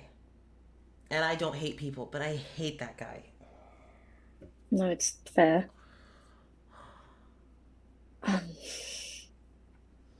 We weren't really able to do much more. I think, mirror incident kind of shocked us a little. I know that's understandable. I'm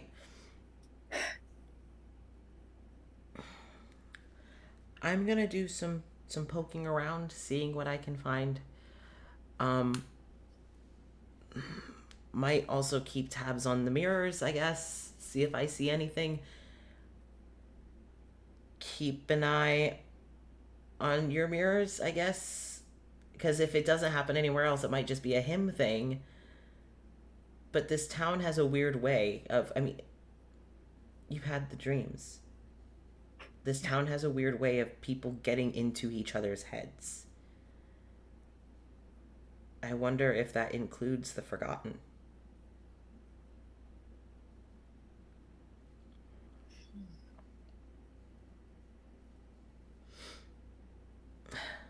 One thing I will say, I just got to thinking, and I was doing some calculations, doing some math, not my strong suit, but I realized that even though there's been a lot of people in Nexilis, it's never really all at once. It's usually like, I don't know, I think the max I've ever seen here is like 30. And that's around when people start to die. And it's happened a lot less recently. We haven't had someone be eaten in quite a while. But we're kind of starting to hit that number again, and I'm getting worried. We hadn't been... I mean, 3 people arriving at once is quite a spike when you have only, 22 people in town or something like that? Yeah. And I've seen it... What were you going to say? No.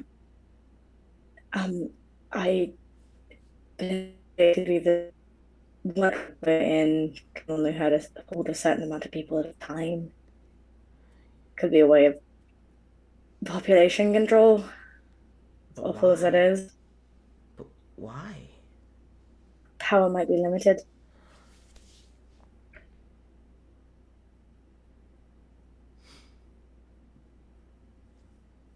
Okay. Or it could be, potentially, if the power is limited, it could be a way to stop people from figuring out how to get out. Could be. I'm just worried. Because it's usually the people who go out at night. And that's usually the guard. And I mean, the Dwyers have been doing this for a long time. A long time. I don't know if anything could really kill Dalavash. all things considered. I don't know what would happen to her spirit, considering that she normally just gets chucked from one body to another, but I don't know if that would work here. Jerish is literally an agent of the Raven Queen, so I don't know if she can die. And I'm worried. It's understandable, considering the chain of events that have happened before this moment. We're going to figure this out hopefully before anything else happens, but we're going to. Together.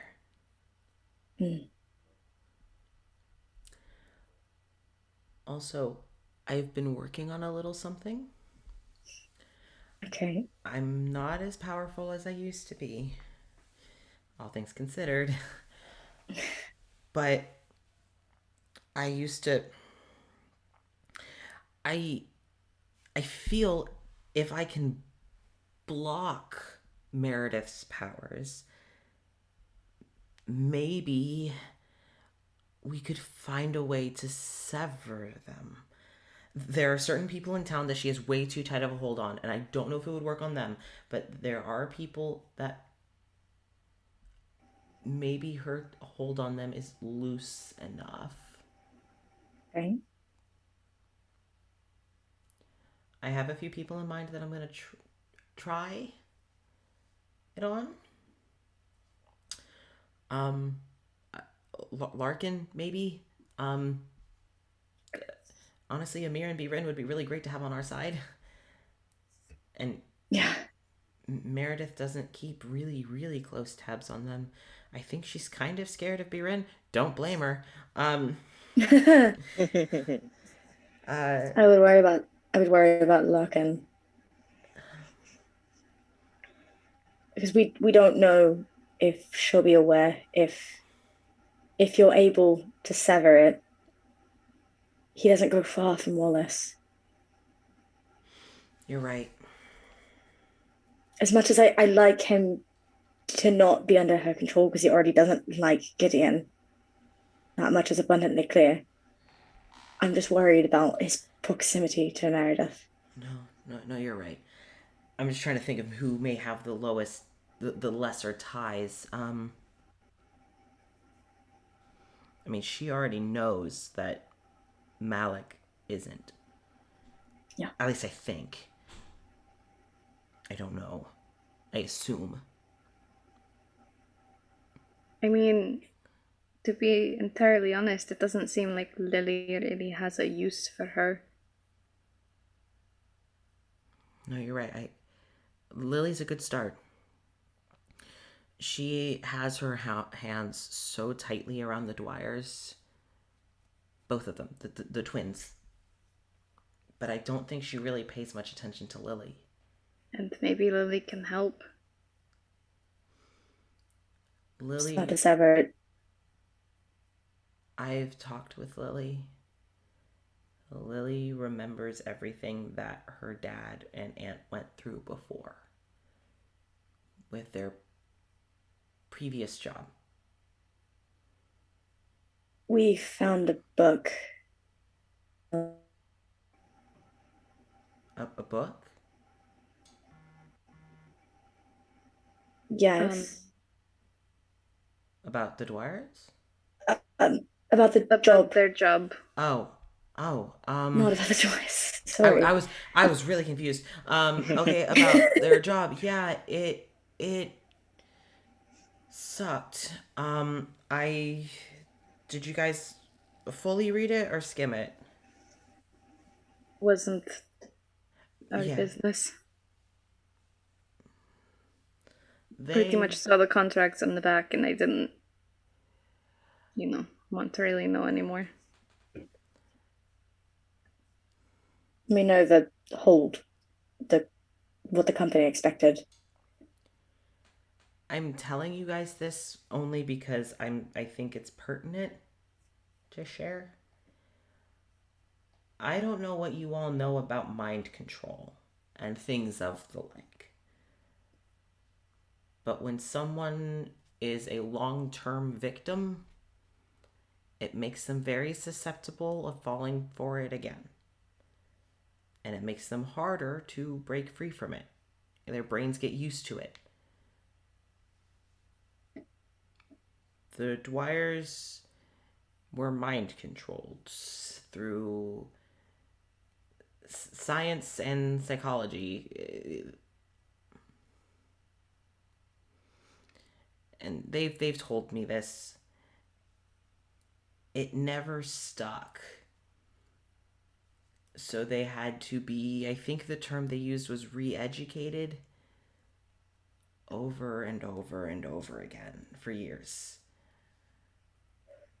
And that was part of how they were able to break free, is it wore off again and they ran, but didn't succeed. I share that because I think that that's how Meredith was able to latch on so tightly. But maybe if that didn't work on them the first time, if we could find a way to keep them away from Meredith, maybe it'll wear off.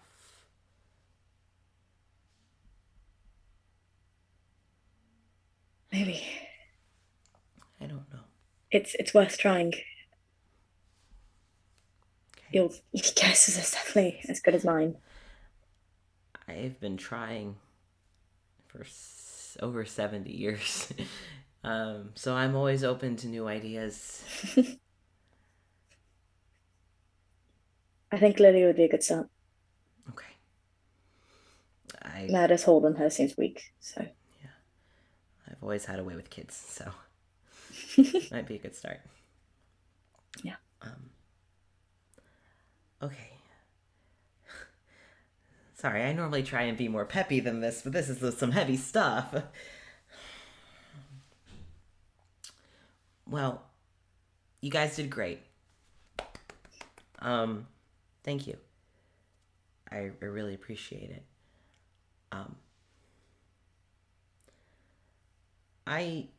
I know that they kind of plan to throw a little party tonight here at the inn. Yeah, so I'm going to go rest up because I'm sure I'll be requested. You guys rest up.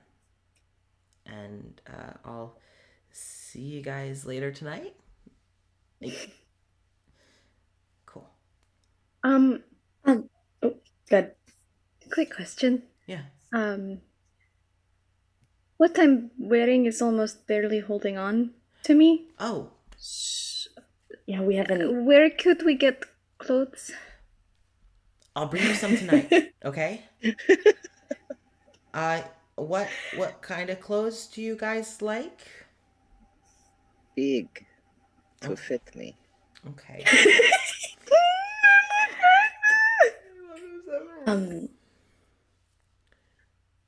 Anything that's not this. Okay.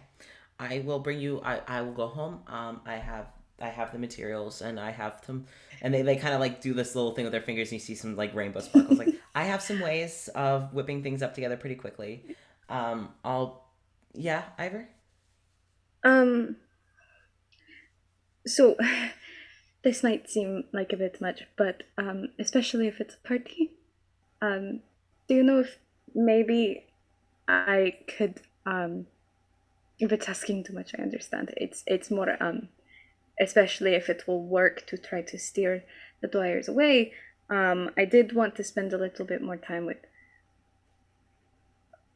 It's never mind. Winter? You guys You want to see spend more time with Winter? Thespis's eyes like sparkle. It's like, you want me to make you a dress? Or a suit? Or I'm used to dresses, but if it's too much, you don't have to worry. Just anything that fits. Consider me. This is a shirt. Consider me your fairy god friend, and I am going to make you a dress for the party tonight. Oh my I love god. I love Desmond. And like you see that Thespis seems a bit more like chipper, like Themselves. authentically themselves. Part of the reason why I ever brought it up. Yeah, it's like, all right, well, I have some homework to do, so I'm gonna go get those outfits made. I'll be back in a few hours. Mwah. So and they head out the door. Huh? We're not waiting till next to do this party. We're doing it tonight. Oh, okay. All right. This session. Like, What was that, Chelsea? like we can end if we need to, but like party. I don't want it. Okay. But like also like party. Well, It is getting late. it is starting to get a little. We've lost a few people, but I know they'll just watch it on YouTube. Yeah, whenever I'm able to get it uploaded, yes. Yeah. So, well, here. Two things that I want to do are one, I want to give Magna the scene with Amir. Oh, And yeah. Yes. I completely forgot about that. Yes, please. And the party. So, Party. we're going strong, okay? You know what? Fuck it. Let's go. Yes! That's all I wanted. Party. It's been hell for the past like 3 days. I want a party. All right. Party. First, Also, just bribe the DM. Just come on. We can go just a little bit longer. It's okay. We can still do it. We're having a sunrise. Cinderella moment. I mean, Come on. I mean, I once played D&D for 16 hours straight, and I was DMing this. So, I mean, Good. Yeah, I didn't play D&D, but I Hours. played TTRPG for 5 days straight, and then we took a day, and then we came back. goals. Yeah, no, we were all from different time zones, so legitimately, just some of us would drop out to sleep, and then we Whoever pop back could in. work. The DM just didn't. Yeah, sleep. I had a 10-hour session where we did an entire dungeon crawl. Like that arc's big bad. Oh, yeah? Yeah, it was fun. It was before my DM like fully was branding for the, so it was like his first big dungeon crawl, and we played for 10 hours straight. Well, I I feel that this... Before we got into it, and then came back Yeah. because he had work. Yeah. Well, thankfully, none of us do. At least that requires us to go to I bed was- soon. So I Postmates. I can whatever the fuck I want. that's true. It's great. All right. Let us go. Let's first give Magna his That scene is- with Amir. Oh shit. Yes, please. Oh, Should we? Let's go, Should we? let's go. Should there be a private room for y'all? Do you want this to be private or no? I mean, Do we want it to be intimate? it's not. Well, It's not. Make it room. Make it room. it's not a Make make. It's not a make. It's not make out. Trust me, it's not make out. But probably best. All right. I will say that it might be a little while. So That's fine. I'm fine with like Y'all can chilling just for a scream second about since we're going for Thespis. longer. I'm here for that. I also want to refill drink and do all that stuff, so it's like a mini Yeah, break for You're us. valid. All right. You get the breakout room for us set up. I'll go get the Streamlabs ready. Okie dokie. Oh, A room actually says loudly in the chat. it won't let me put myself into a room. So So then you put can just us make it in and a join it. breakout Yeah, room. I'm putting you in works. a room. That works. It sounds like I'm putting you in a home. It sounds Just terrible. tell us when just tell us when to come back. Okay. Goodbye. Or I'll just close the room and be like, get out of here. Get out. Why y'all screaming makeout room? Yeah. Hello.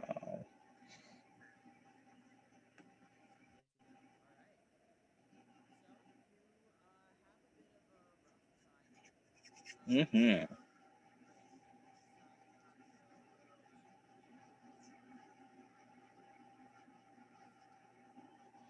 Yeah, definitely, especially after this whole conversation with Thespis talking about new clothes. Because that requires actually confronting a few things. specifically. Oh, oh no! Well, good thing I didn't say anything crazy. That's fine. Okay, hold on. Fixing it. Fixing it.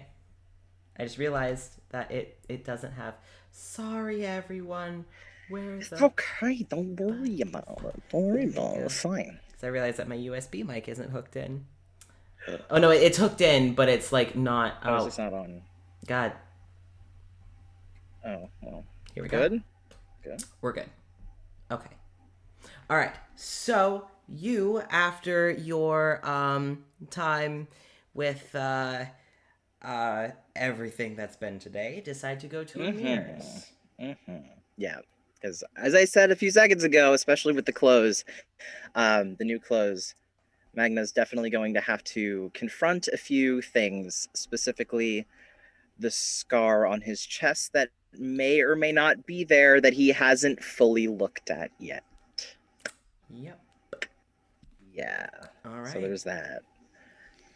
So you go to. Is he at the bakery still? Oh no, he was at the tavern downstairs. Yeah, he was at the tavern downstairs. And so you head downstairs. And you see that he seems to kind of be packing up as if he is deciding to head out. But he hasn't left yet. Okay. So Magna's just gonna kind of walk over and do like the tap tap on the shoulder, little boop boop. And Amir kind of like, hi. Is everything all right? Yes. Do you think that we could have a moment just to talk about something really quick? Yeah.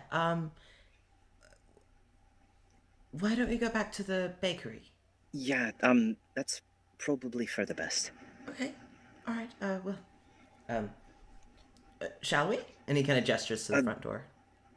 And he just kind of debates whether or not to say something, but he kind of just, after you, and just like, just because it's like, it's your place. I don't want to walk first into your place. So Amir just like, go. Okay, all right. And he kind of just awkwardly, with a smile on his face, a little pep in his step, just pleasant. Heads towards the front door.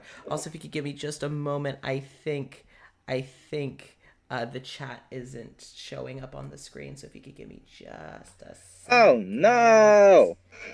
Just a second. There That's we go. okay. I fixed it. I think I fixed it. Okay. Technology.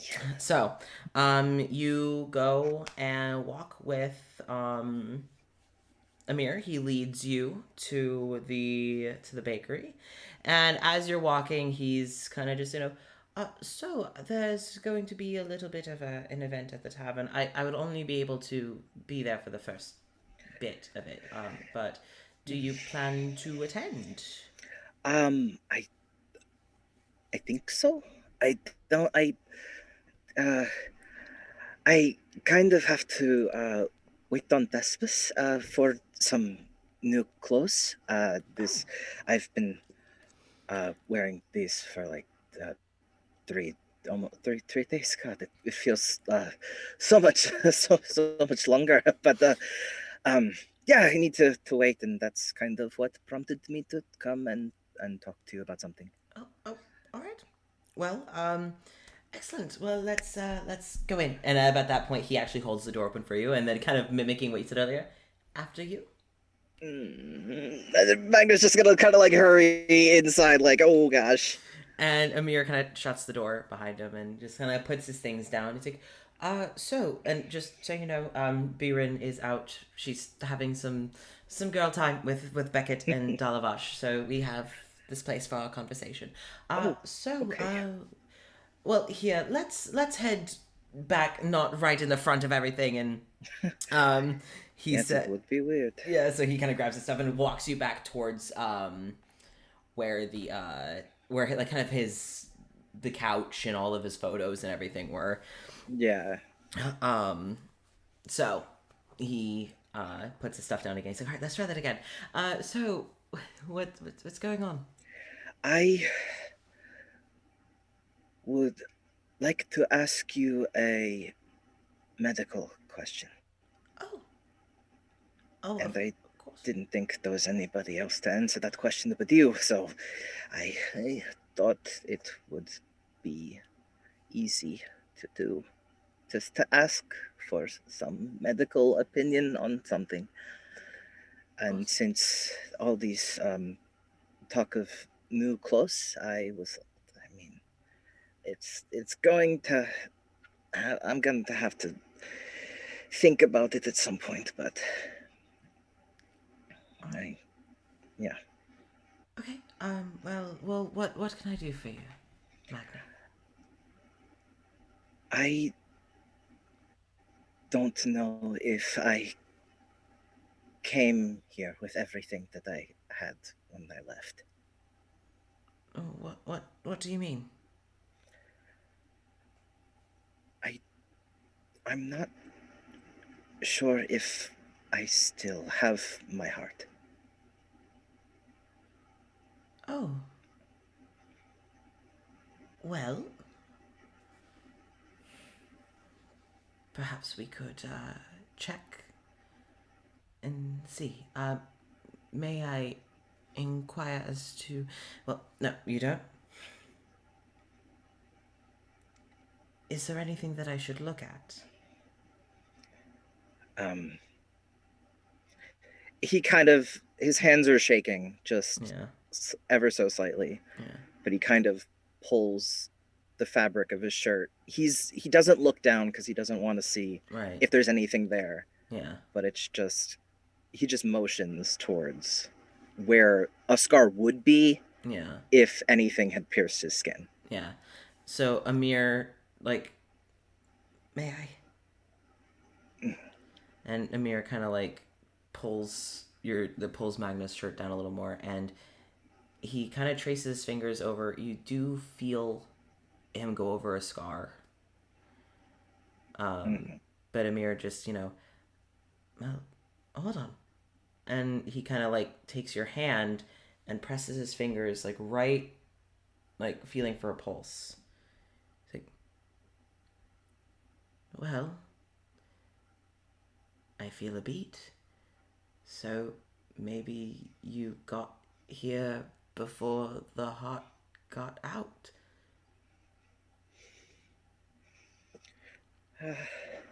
And if it's any consolation, and he kind of puts his hand kind of like over your chest, I think you have a very big heart, regardless or not of a beat.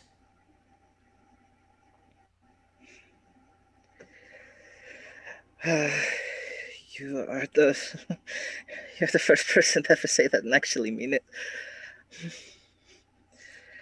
I um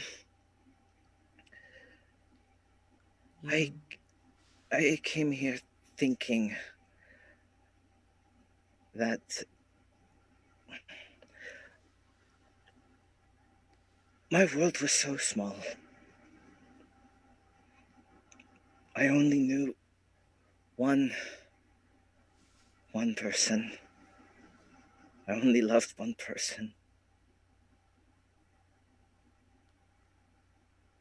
My life, in a manner of speaking, belonged to one person. And he was prepared to take that from me. He took so much, and he kind of reaches into his pocket and he has the list in his pocket and he fumbles with it a little bit, but he rolls it out. yeah, His name is still kind of smudged on the bottom because he rolled Yeah. it back up after he'd written on it, yeah, but he just mindlessly just kind of reads each name off of the list and pauses before he gets to his own because he's not exactly sure if he was the last one anymore. yeah.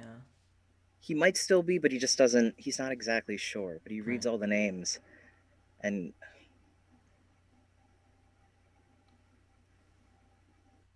I had to look at each one of their faces.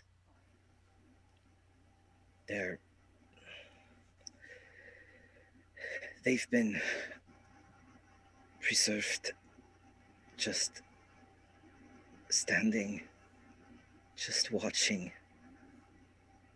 And I was so upset that they were going to see me get away. That one person finally made it away. But if I'm here, then I obviously didn't. And whether I have everything, I'm not sure, but I think I do. And I didn't know if that's what I needed to get out of here.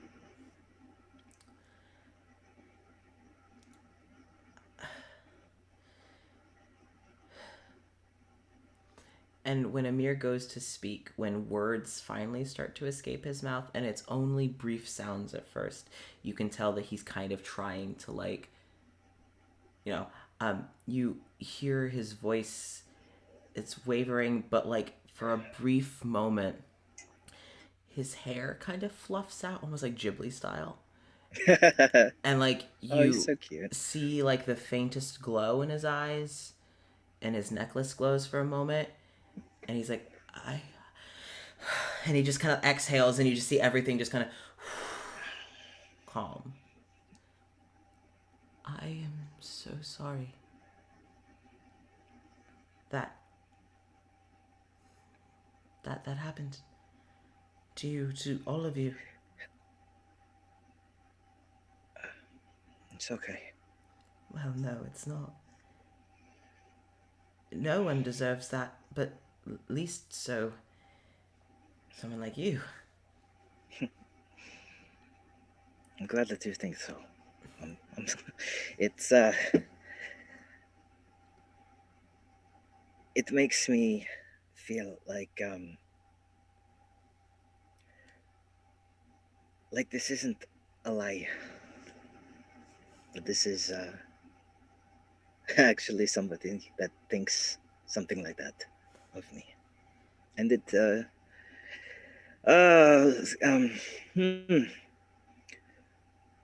I don't normally talk this much to people. Well, I haven't talked to people that in quite a long time. So this is nice. I'm glad you got it off your chest. Are you worried about there is a scar? Are you worried about the scar?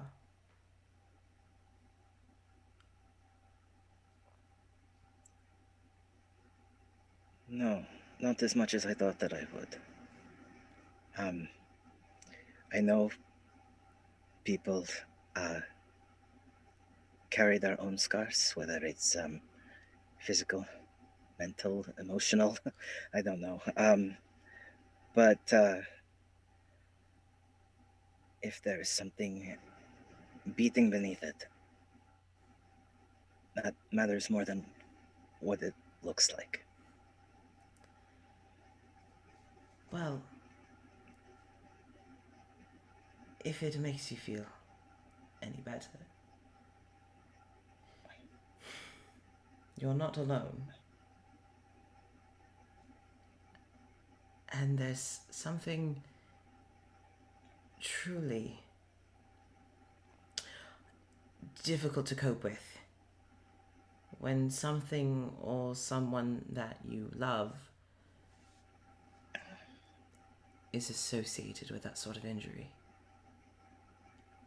The symbolism above the heart.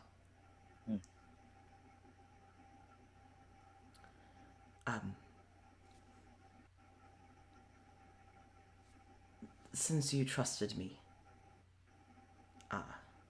and he kind of like undoes a couple of his buttons and pulls down his shirt to show that above his heart is what looks to be a branding scar, a burn that someone had taken hot iron right above his chest, like right over his heart, in the shape of Palor's sun. This was not a ritual I necessarily consented to.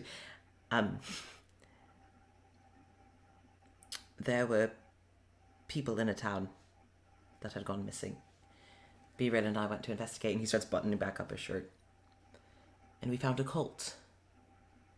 A Palorian cult, which I don't know how familiar you are with Palor, if he's in your dimension, but he doesn't often have cults. He's all about mercy. Bestowing mercy to others. Those who deserve it, which in my opinion is most people. But they took it as the merciful act of putting people out of their misery. If someone seemed to be struggling, they wouldn't help, they would murder them. And we wanted to stop it. I had to help stop it. I am very connected with Palo. I have a very close relationship with him. And the cultists realized that and wanted to sway me to their side. And you see, as he's struggling to form his words again, you kind of see the fluff a bit again, and like the glowing of the necklace, but then he just... But I couldn't. Goes against everything we fight for, we stand for.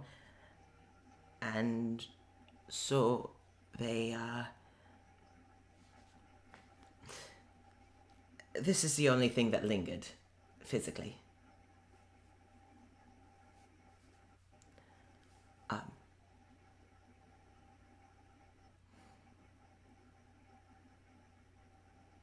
But it doesn't change what lies under it. And Magna, the way that other people treat you, when you trust them, if they betray that trust, that is not on you. That is on them. That is not a fault of yours. Trusting is not a bad thing. Loving is a good thing. When someone uses that to hurt you, that speaks volumes on them, but nothing on you. Do you understand? I think so. If there was any reason why I came, I think it was to hear that. Well, I'm glad that I could say it. You seem to be a very good person. You are a comforting presence to be around. That's quite rare. It's quite easy for people to be too much, to be closed off, to be cold, but you are a very warm presence to be around. And you are someone who has not been shown the mercy he deserves.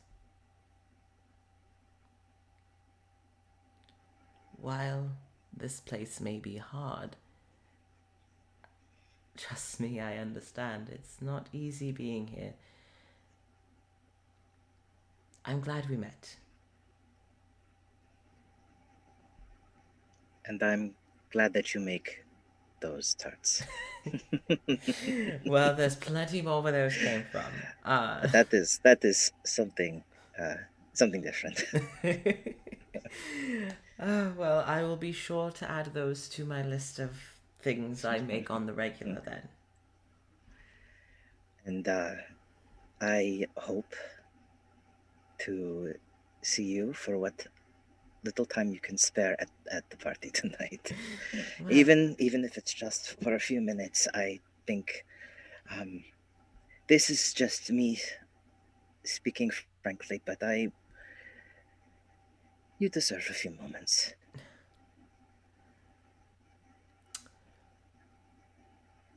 one dance? You're not asking me, are you? I mean, I was. I I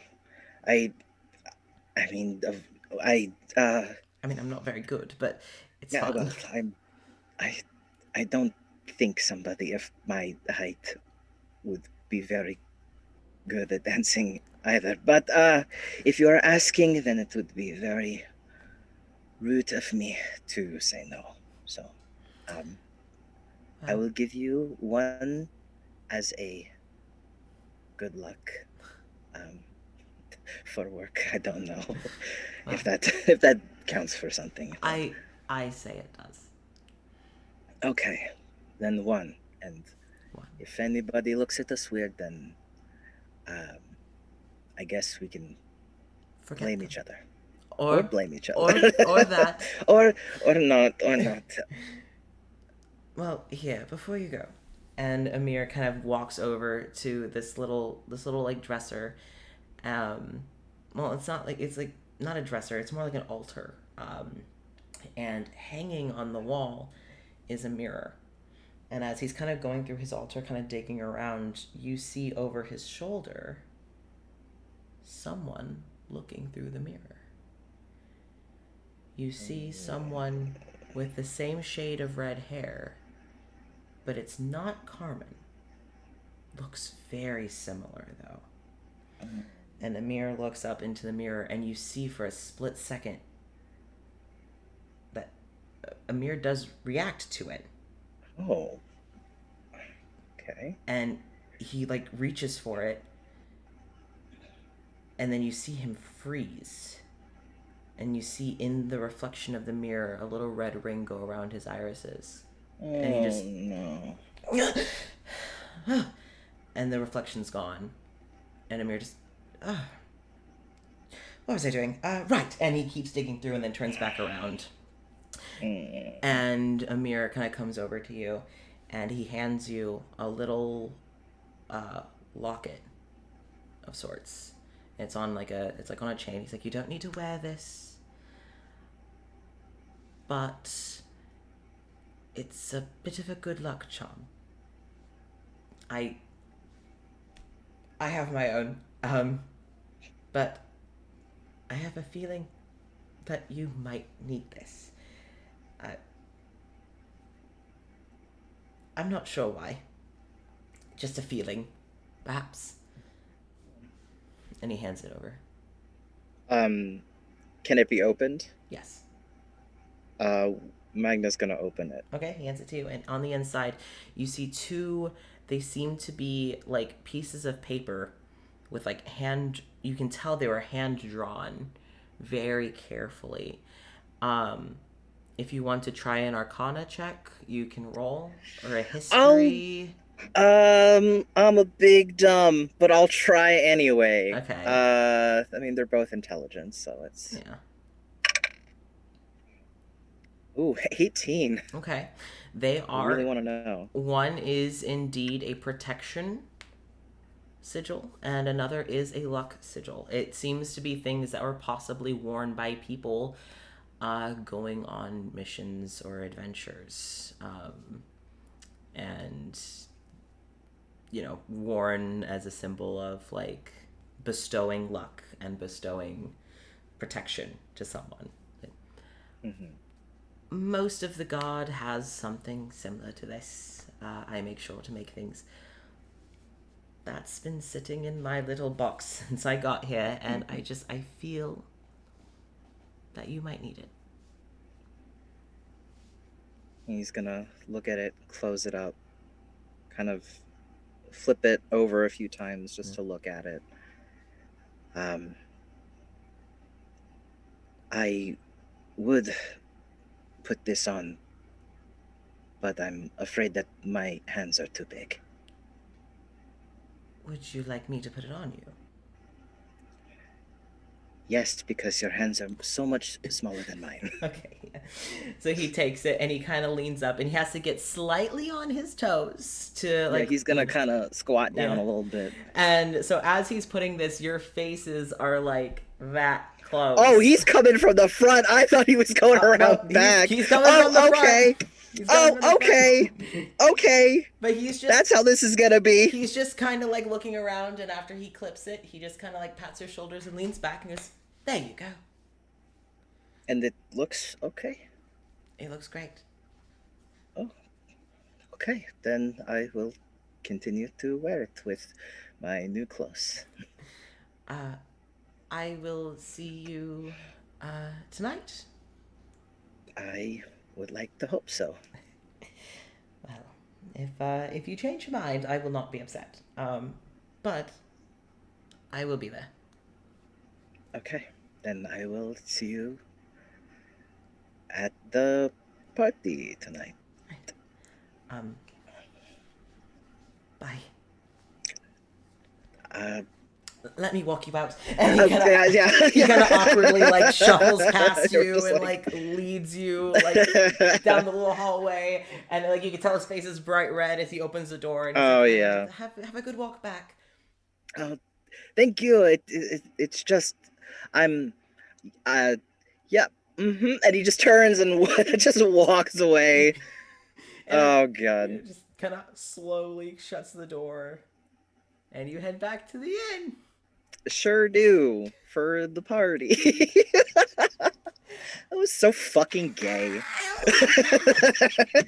It's so gay. When I told you that Magna's Amira's type. Yeah, no, you did tell me and I believed you. Don't think that I didn't believe you for a second. I believed you. Oh man. All right. Let's summon the girls. Let's summon the girls. Oh, is it just not gonna? Can I get out of here? Oh, Let me it'll out. like automatically close. Oh, there's. Oh, there we go. We were summoned. Hello. Hello, we've returned. Hi. Oh, Chelsea, you're gonna have fun watching Oh that scene. boy, that's gonna be fun. I've seen the reactions. Just Oh, yeah. just two tall gays doing what tall gays do. Yes. Yeah. Oh, I need to change the. Oh shoot! Hold on. Oh yeah. There we go. Okay. There it is. I mean, I may not have to considering where it's set, Yeah. but because I only look at like the start of each of the things and the end of each of the things. I just kind of scroll through to make sure, like, from a quick check, everything is fine. It was almost the Guru actually says in all caps at me. It was not. Stop it. No. Stop it. No. Shh. Shh. No. No. Their faces may have been less than a foot apart, but they were No. not gonna kiss. They weren't. They weren't. It was fine. No, It was fine. It was not a makeout room. No, it was not. It wasn't. So. It I wasn't. choose to believe what I choose to believe. Okay, well you I can choose to believe believe Ashley. incorrectly then. And I choose to believe Ashley. Well, you can believe wrong then. So. The videotape will prove who's Yeah. right and who's wrong. Oh, it sure will, Jason. and it'll prove that I'm right and y'all are not. So Magna gets back to the inn, and you return, and the only thing different with Magna is he now has a little locket necklace around his neck. What soft queer shit did you guys get into? What the fuck? Ivor doesn't notice anything different. that's true. Yeah. So you all are sitting and waiting for Thespis Thespis. to come Mhm. back with Mhm. the new clothes. As with everything that we do, we're waiting for Thespis. Honestly, the only person I ever That's want how to it wait for, is. TBH. Yeah, valid. So Thespis, after a while, especially if no notable conversations are had, Thespis arrives. I mean, if Dimitri ends up coming back, Ivor might see if he doesn't mind doing a quick lesson, but otherwise she'll just wait. It's wrong because it's the DM. Whoa. Whoa. Hold on there. Oh. Oh my god, hi, it's Hitchwire. I was just gonna say, the Hitchwire's here. No. I keep forgetting about the order of the screen. It's new. Yeah. It's new. It's It's new. fine. Thank you, Tristan. But I'm so always the DM. yeah, You have the power. I have the power now. yeah, you take over. Good luck.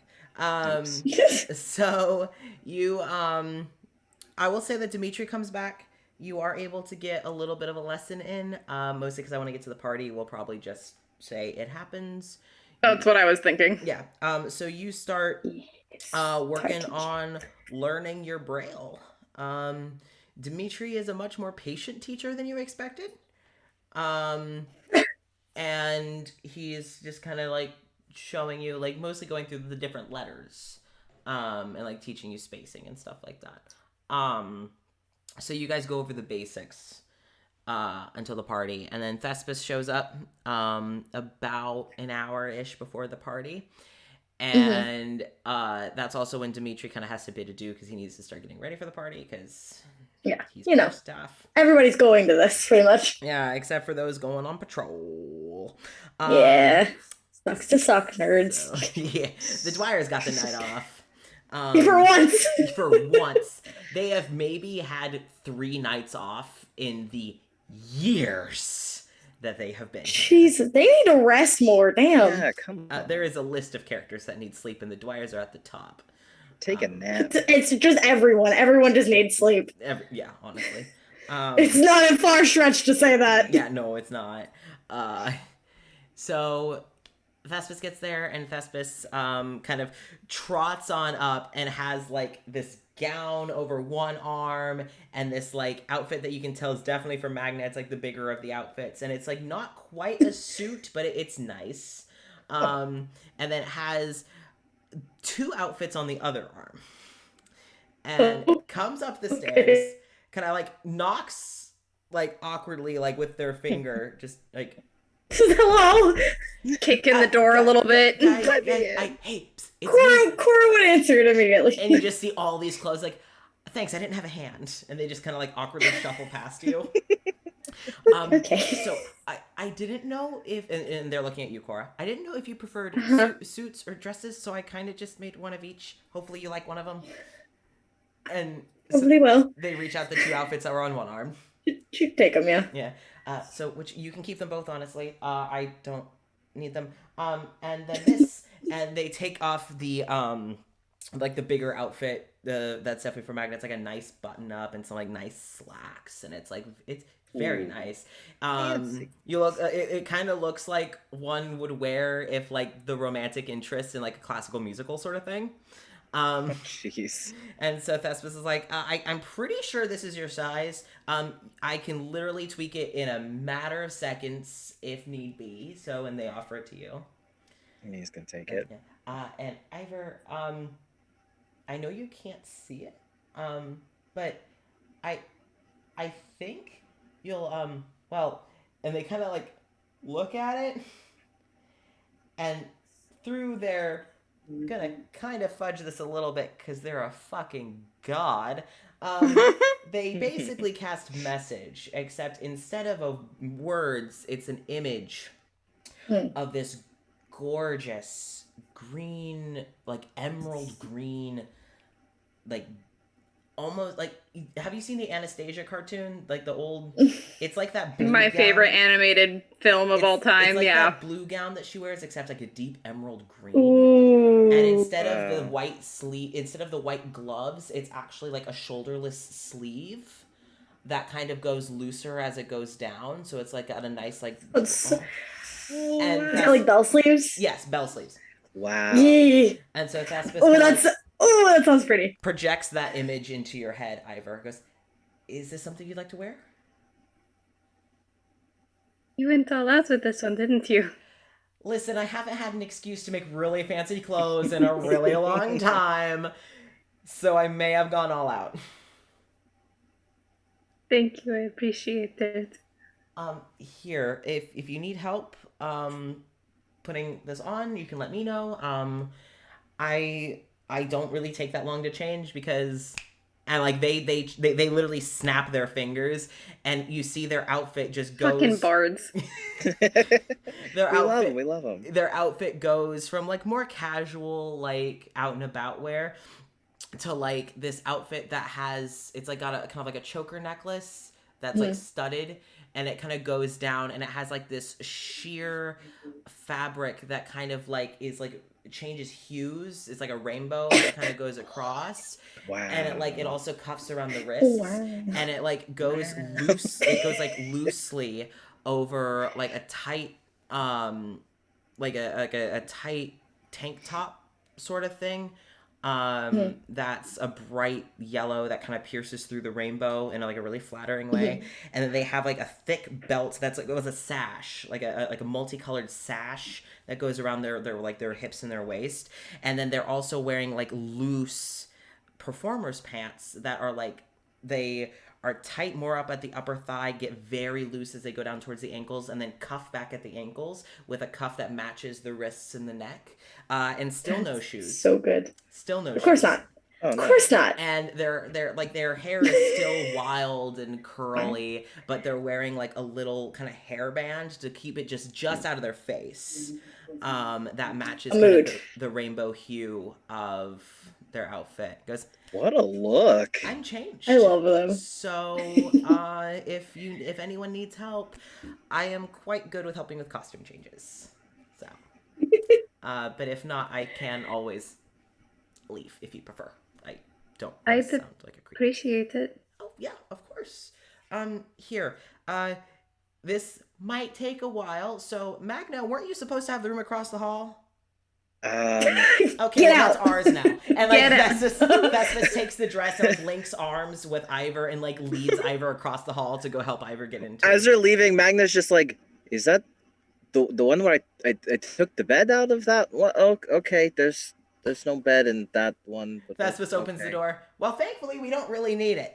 And then brings Okay. Ivor in and then shuts the door behind them. I fucking love Vespas. Vespas is amazing. What does the dress look like that she gave Okay, so Cora? the dress that she would have given you, it's kind of matching the color scheme that you came in with. It seems that they kind of remember what your outfit looked like when it was a little cleaner. Yeah. It's very light, but not in a mere cheery way, but it's light in a very classy way. Like something that you would almost imagine Audrey Hepburn wearing in one of her classic films. Nice. Almost like a My Fair Lady when that scene when she's off at the races, like something like that. Yep. I'm legitimately picturing like a pearlescent silk. Yeah. So I'm guessing I just straight up look like Gene Kelly. You all look sexy, okay? Nice. Okay. Yeah, she'll probably go into a separate space and change into the dress. You all did have 3 rooms, but you decided to sleep in one. Cora will go into her own and change. Okay, so you have a very classic Audrey Hepburn-esque dress. The suit was basically the exact same color scheme, but more of a suit. Yeah. She's gonna keep both because she likes the suit. Yeah. Just very typically wears dresses. Magna, your outfit very much like it seems like Thespis may have kind of run with your build and like kind of went for like the cover of a romance novel. Oh boy. Except it actually has buttons. Oh, I was gonna say, is it just like No, the shirt does Yeah. have That's buttons. open. Hey, Dalavash, we need a wind gust. Like, right. Right there. Just Just a on the hair. Fabio fucking. yeah, the hair on his furbog arms just kind of flutters a little bit. In the breeze. He's just standing there like, oh, it's So chilly. cold. No, it Little does. draft. Ashley, don't call me out like that on Twitter. Oh. Ashley, call Chelsea out on Twitter. So your outfit it's very like it would make you feel kind of regal, like you feel like you're going, but like it's kind of a mixture of regal and proper, but also like rogue in the sense of it kind of makes you feel like, you know, I can do anything I fucking want in this outfit, like you know, like a confidence boost. Nice. And I will say, I might fuck around. fuck around and I find might out. act up. Wow. I'm like that dad, the one that's just like, haha. Oh no. So you all after you all get the outfits on, you do all feel this like boost, like a pep in your step. Of course they did that. Almost as if we're inspired. Yeah. Yeah. Fucking cool at that. You all had a rough day. Thespis wants to help and end on a good note. Thank you, Thespis. So, Thespis, after helping Ivor into the dress, Thespis kind of holds the door open for you to like walk you back to the other room. Knocks on the door that Magna was left changing in. It's like, are you decent? Yes. I think I put this on correctly. But... Okay, well let me come check. Just backwards. Okay. Thespis comes in and takes a look at you and it's like, okay, and like kind of like adjusts your collar and it's like, well, don't you look dashing? Thank you. I feel like I'm not wearing dirty clothes. And... Well, you look it too, buddy. You look it too. We need to get Magna some body glitter. yeah, right. Oh, it'll never come out. Oh, it's no, none of just that fur. no, it's just in there. You're always just a little glittery. Just Yeah, always. Little glitter. I can't sneak anymore. I'm just gonna That's when we go to couldn't Mary's sneak to house and begin just with. stack it everywhere. just I can't sneak as well as I could before, which wasn't saying much, but you know. It's gotten worse. So you can't sneak at all. No. Oh, No more. God. So, you all are, kind of back in the same room. And, Thespis is like, okay, I need to go get set up. I am part of the primary entertainment tonight, so I'm going to go make sure everything's ready for me. You guys head down, and you guys can hear from downstairs. There's already, like, a good amount of chattering downstairs. Like, there's a good amount of people. There's, like, a good amount of people already downstairs.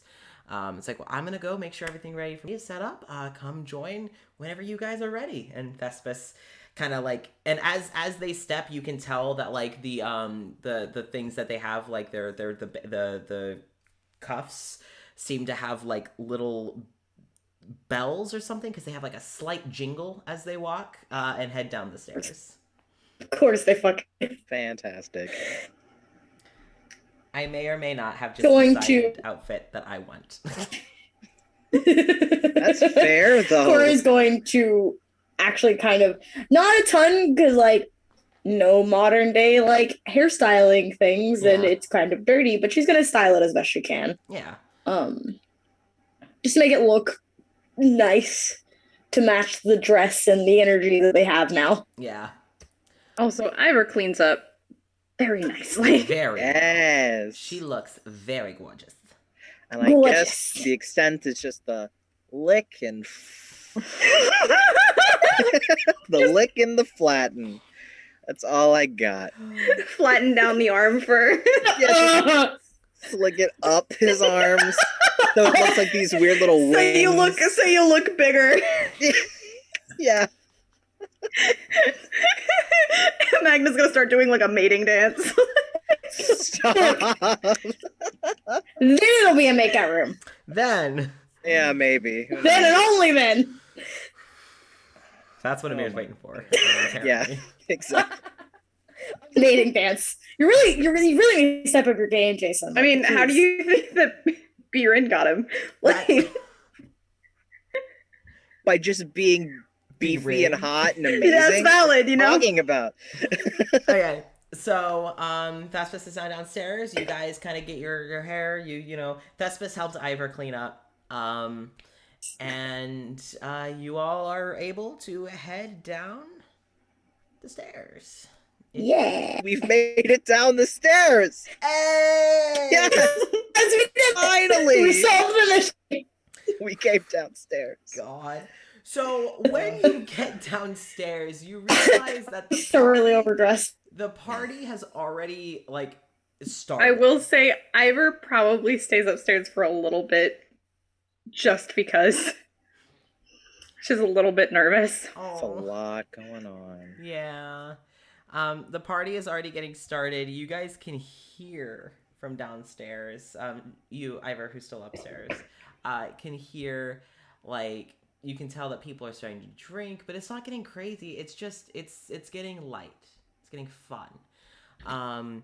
You guys get downstairs and like see that Richard has firmly kind of just sat in a corner and he's got like his feet up on the table and he's just chatting with Claudius. Nothing's changed. Actually, Yeah, Yeah. it's a normal night for them. There's a lot more people. they both are dressed up nice. Oh. And you guys aren't the only ones who dressed up.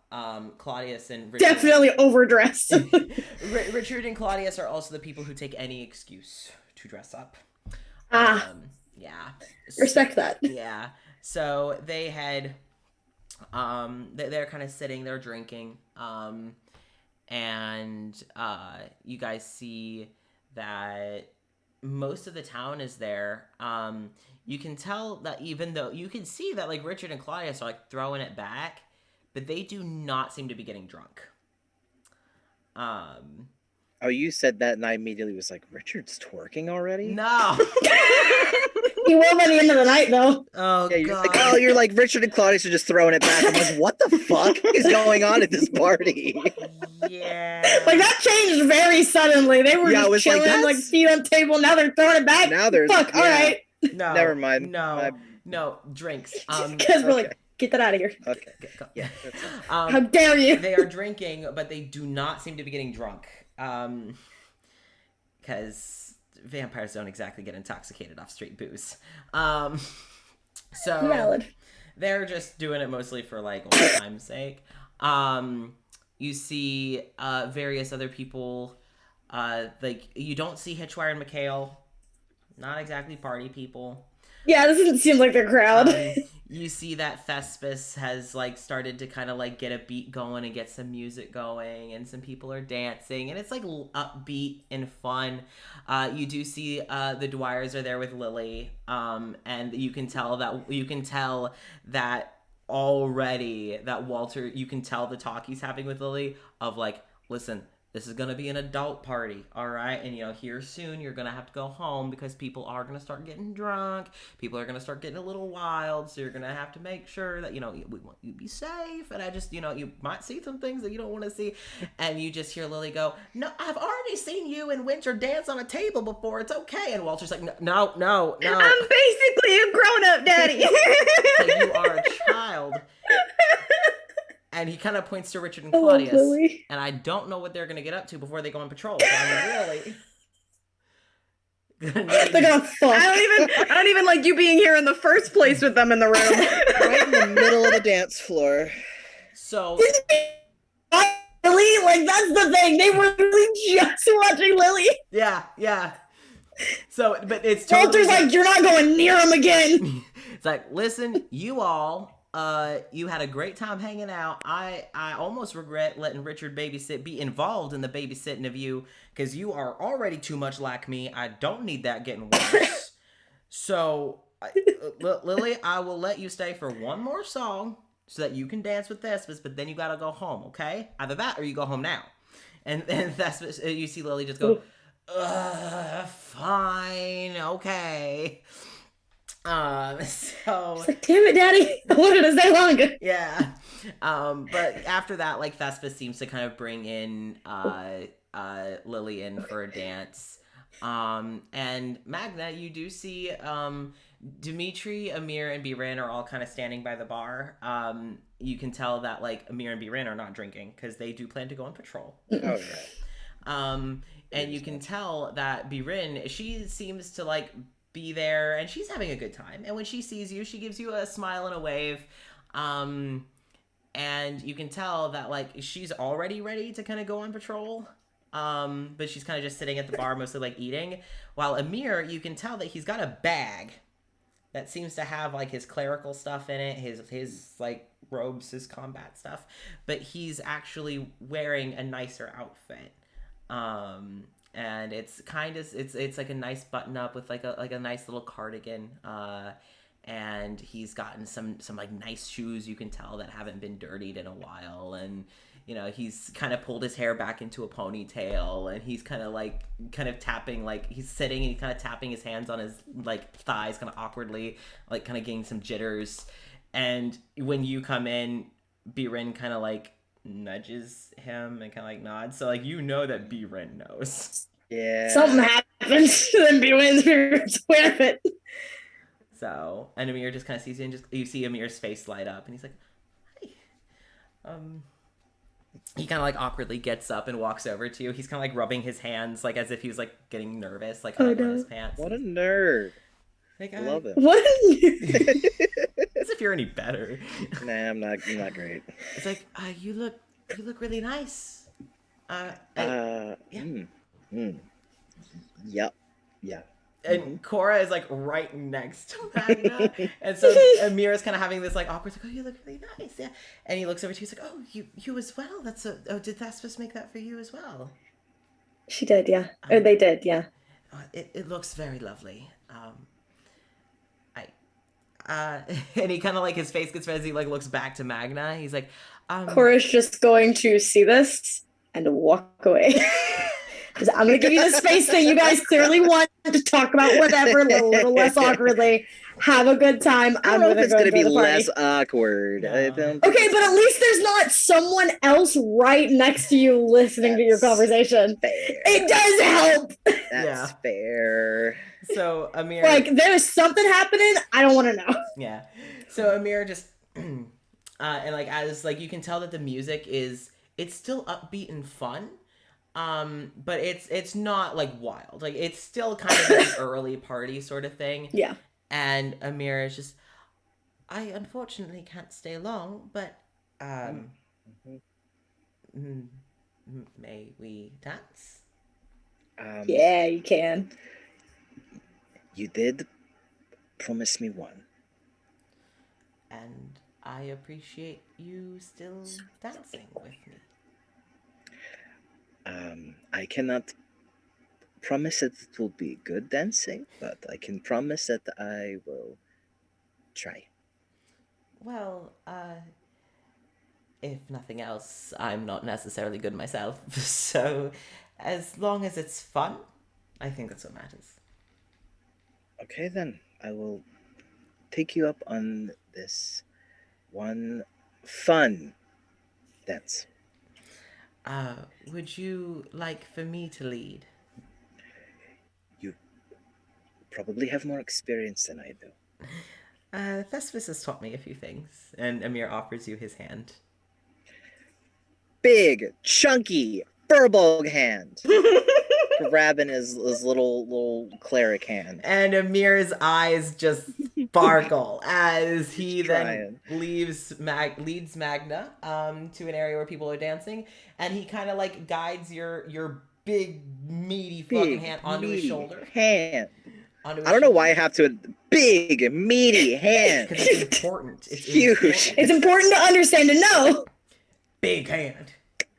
Onto his shoulder, and Amir kind of like places his hand like kind of like up on your like kind of hip, and he kind of starts leading you. Once you kind of get the beat, he kind of like picks up the pace a little bit, and it's mostly just like a nice sway, and he kind of just starts to work on. He kind of just like while you guys are talking, or dancing, he kind of just starts talking. Just asking you about you. What kind of things you like? What do you like to do in your free time? Like you can tell he's taking this to just try and get to know you more. Oh, bless him. So that's what's going on with Magna. I will want you to roll performance. Oh shit. Or oh if it's better, shit. I will allow an acrobatics. It's probably gonna be better because he's a monk. Oh what is your dex? I mean, dex is pretty good, but I'm gonna because I want this to go well, I'll let you roll dex. I don't know if that's gonna be. We're fudging it. Oh, I can't look at it. Oh God. Okay. Why can't you? Wait, what was I rolling again? What was I rolling again? Whatever is the highest out of performance, athletics, or dex. Oh my God. My brain just stopped working. What the fuck? What are numbers? I don't know, man. They're numbers. What the? They're fictional devices created what by am I humans. supposed to be? Oh, okay. 21. I can't math. Wrinkles are gone, guys. They've left the building. You have one The hat gay is accurate conversation. once again. You have one gay conversation, and your brain just leaks out of your ears. Like, that's just make the Gay agenda rules. all over again. Yeah, right. Gay agenda all over again. Yep. Right out the That's ears. the true It's still gay agenda. breakfast. It's still breakfast time. Yeah. You guys have a very lovely dance. It is a very good time. No one's foot is stepped on. Oh, good. No I'd one's- probably break it if I stepped on it. No one's tripped over. Oh. It's a good time. It's a good Oh, time. that's And you good. guys kind of just get to know each other a little more. Oh, well, that's nice. Cora, what do you get up to? She would. Sorry, I'm typing.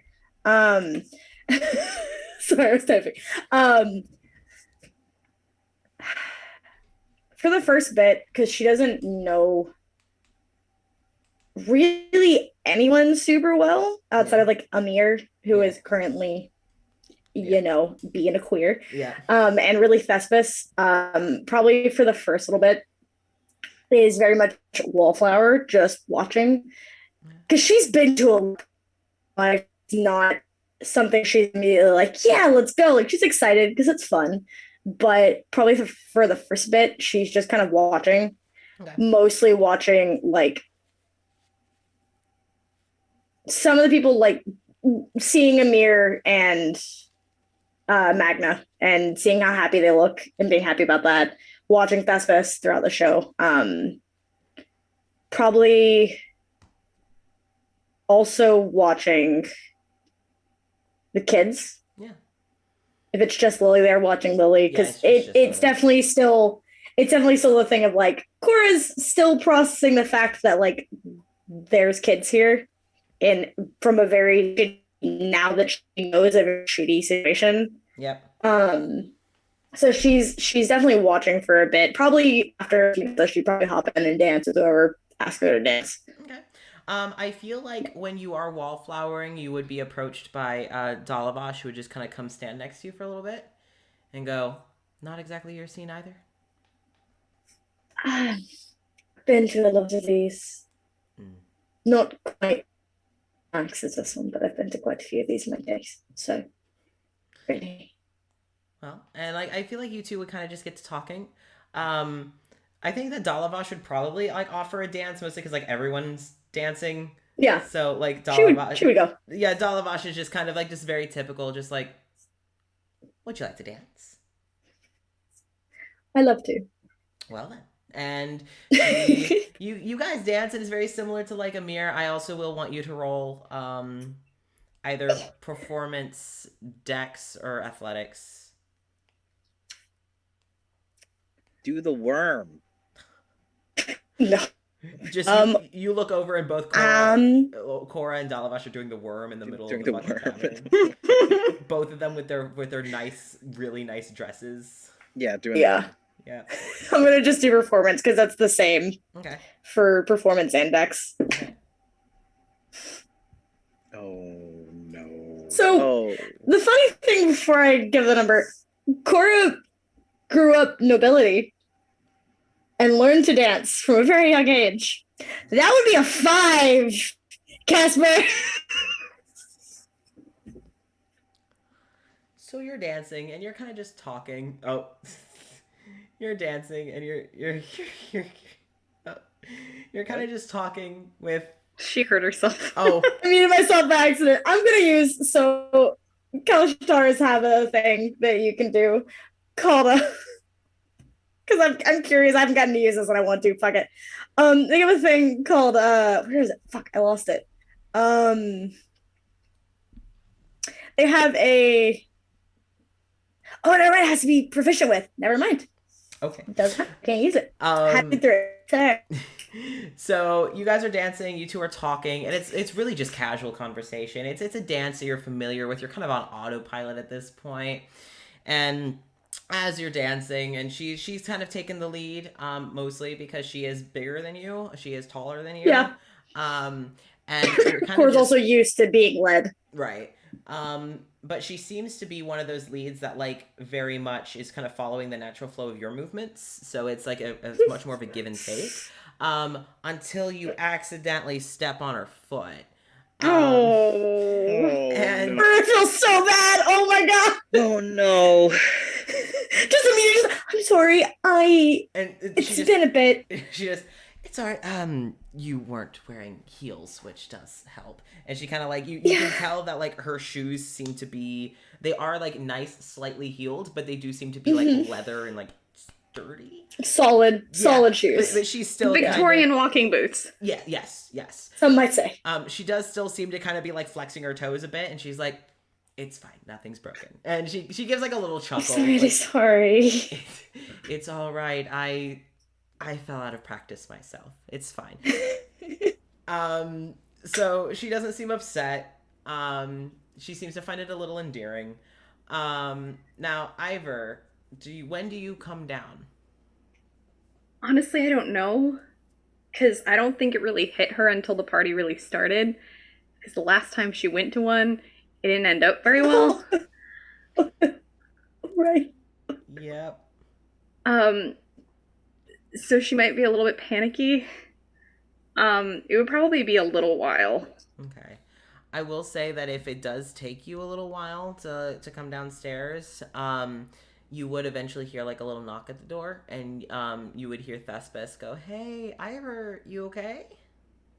Mm-hmm.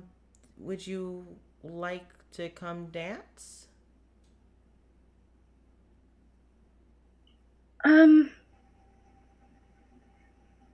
I'll come down in a minute. May I come in? Sure. Thespis kind of slides in and shuts the door behind them, and it's like, "Hey,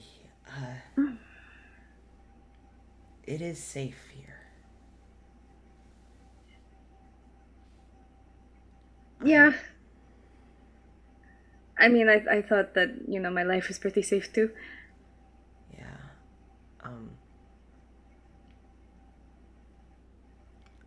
I'm not gonna let anything happen to you. I'm not worried about me. To be honest. I worried about me before all of this. And I think that's what I regret most. Well, tonight's gonna be a good night. And I can't promise that everything's gonna be okay. I try to never promise that, but there's nothing that sitting up here is gonna do. And there's people downstairs that would like to see you.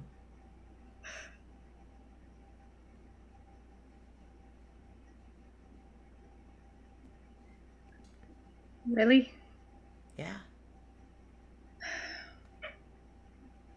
I mean, why do you think I came up here? Silly.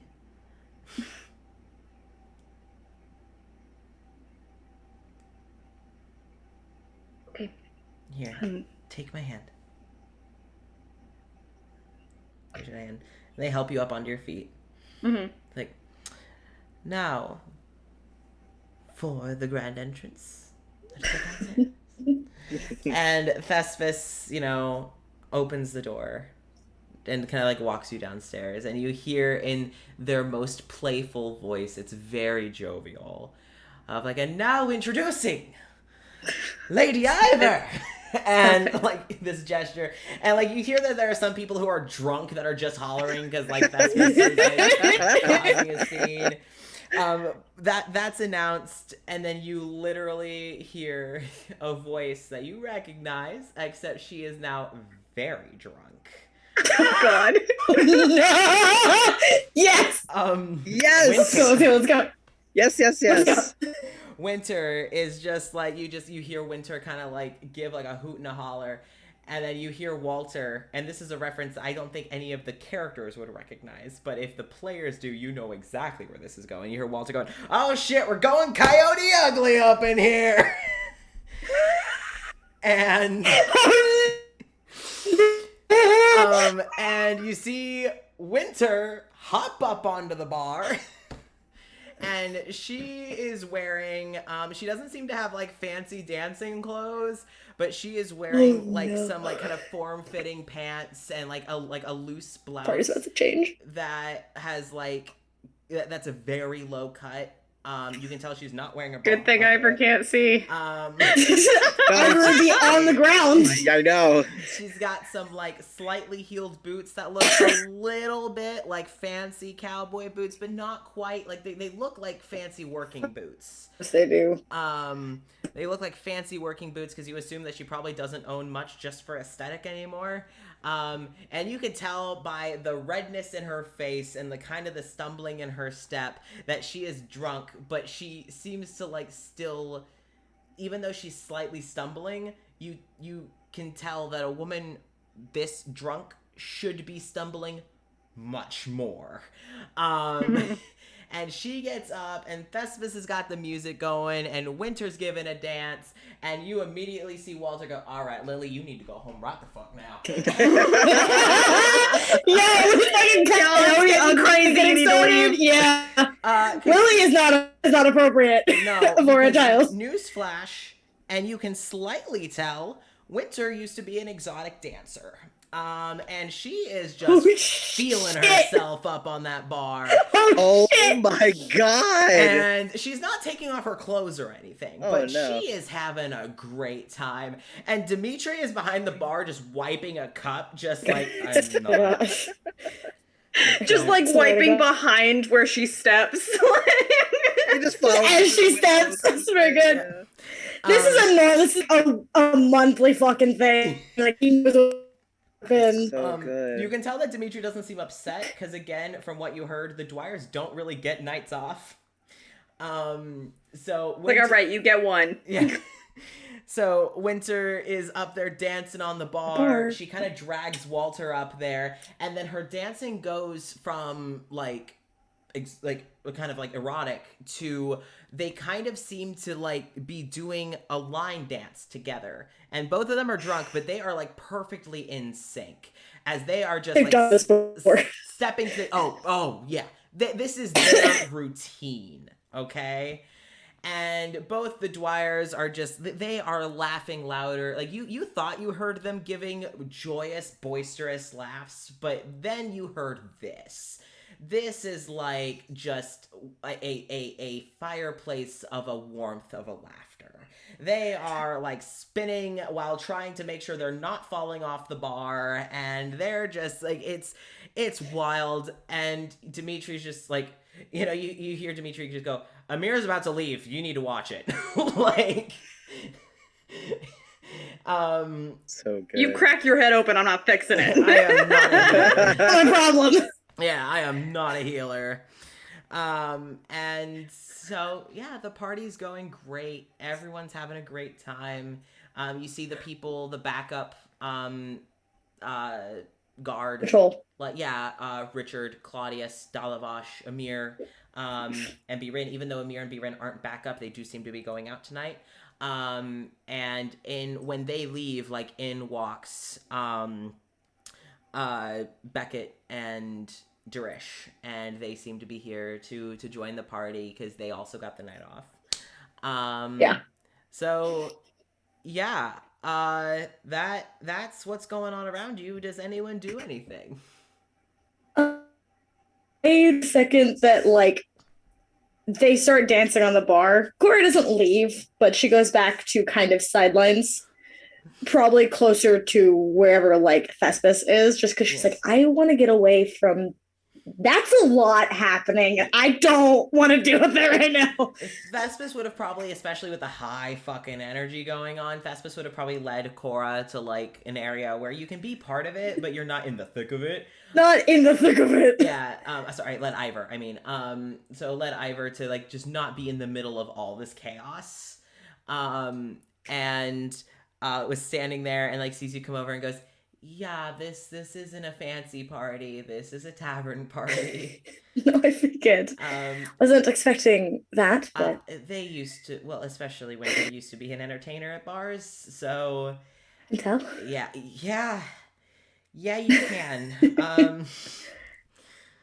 But yeah, so And You know. by the way, when Amir goes to leave, he does kind of like give like a nice little like a bow to Magna, like as you guys are like kind of parting from the dance. I love them. And it's like I do need to go, but this has been very very nice.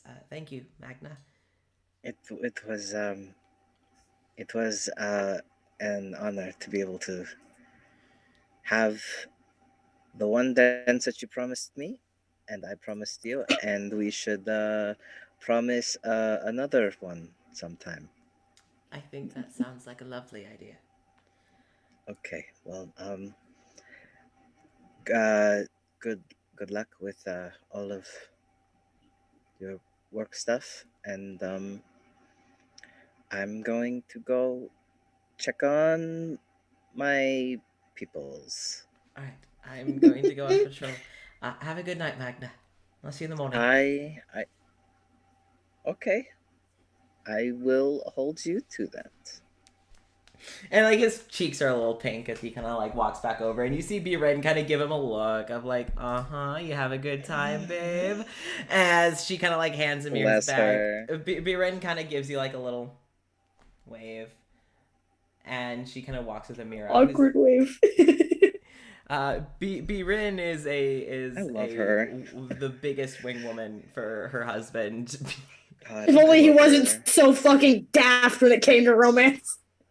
But also, I want to talk about, even if you hadn't had a private conversation with Amir, I still feel like he would have said, see you in the morning, because consistently for the past couple of days, the first thing you've done is go to Amir's fucking I bedroom. mean, if anything, You made a pattern. consistent. If anything, I'm consistent. So, you all kind of are hanging out by the wall. The party's still going. Eventually, at one point, Winter and Walter get kind of shooed off the bar by Dimitri and Larkin. They're like, okay. Like, all right, that's enough. We get it. We have entertainment over there. We get it, y'all are hot. Get Get off my bar. Wallace seems to kind of be coming in and out of the party. He's kind of like coming out, checking on things. He's still working. Yes. He's making sure that like there's food out at the various tables and like, going back to It's a work party for him. This isn't a party party. Yeah, no, he does seem to be having a good time, but like That's good. especially because you guys notice that neither Meredith or Roger are there. You guys have only seen Roger from a distance, and Meredith has Still haven't only- met him. yeah, and Meredith has been rather distant from you all as well, but neither of them seem to be here, and you notice that Wallace seems to be much more like at ease.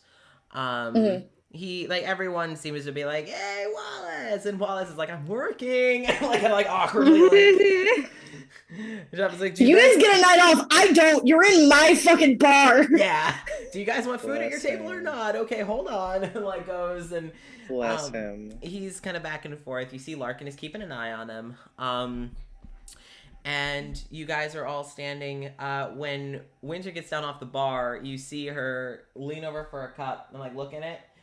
And like she kind of looks at it, and you can tell that she's like examining what's in it. You all can tell it's water. And she's like, all right, fine. And she just like starts chugging this fucking glass of water. 100% I can see her being the kind of person that you have to trick into taking shots of water because she can't It's taste totally- the difference anymore. It's totally alcohol. Like, yeah, look, vodka, drink. Winter Oh like my God. seems to be kind of like a little quicker than most human beings, and you know the Dwyers are human, but quicker than most human beings. They seem to be sobering up.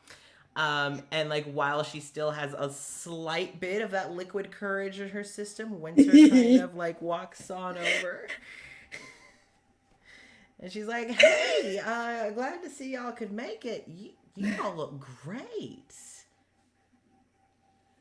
You can thank Vespis for that. Well, I don't think that she made you all attractive. I don't think that they made you all attractive. But the outfits do look great.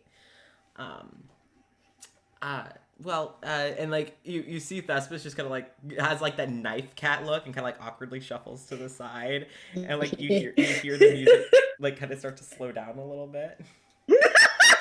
Cora again repeats what happened and just walks close, like farther away. Thespis Probably again closer to where Thespis is because she's like, that's something's happening there. Not my business. I don't care. Winter, like Walter kind of walks over as well and like sees what's going on, and he's like, "Hey, buddy!" And he kind of like links an arm up around Magna. He's like, "Hey, Like, let's go chat." yeah, hey, actually, I got a few questions. If I could talk to you real quick, that'd be greatly appreciated."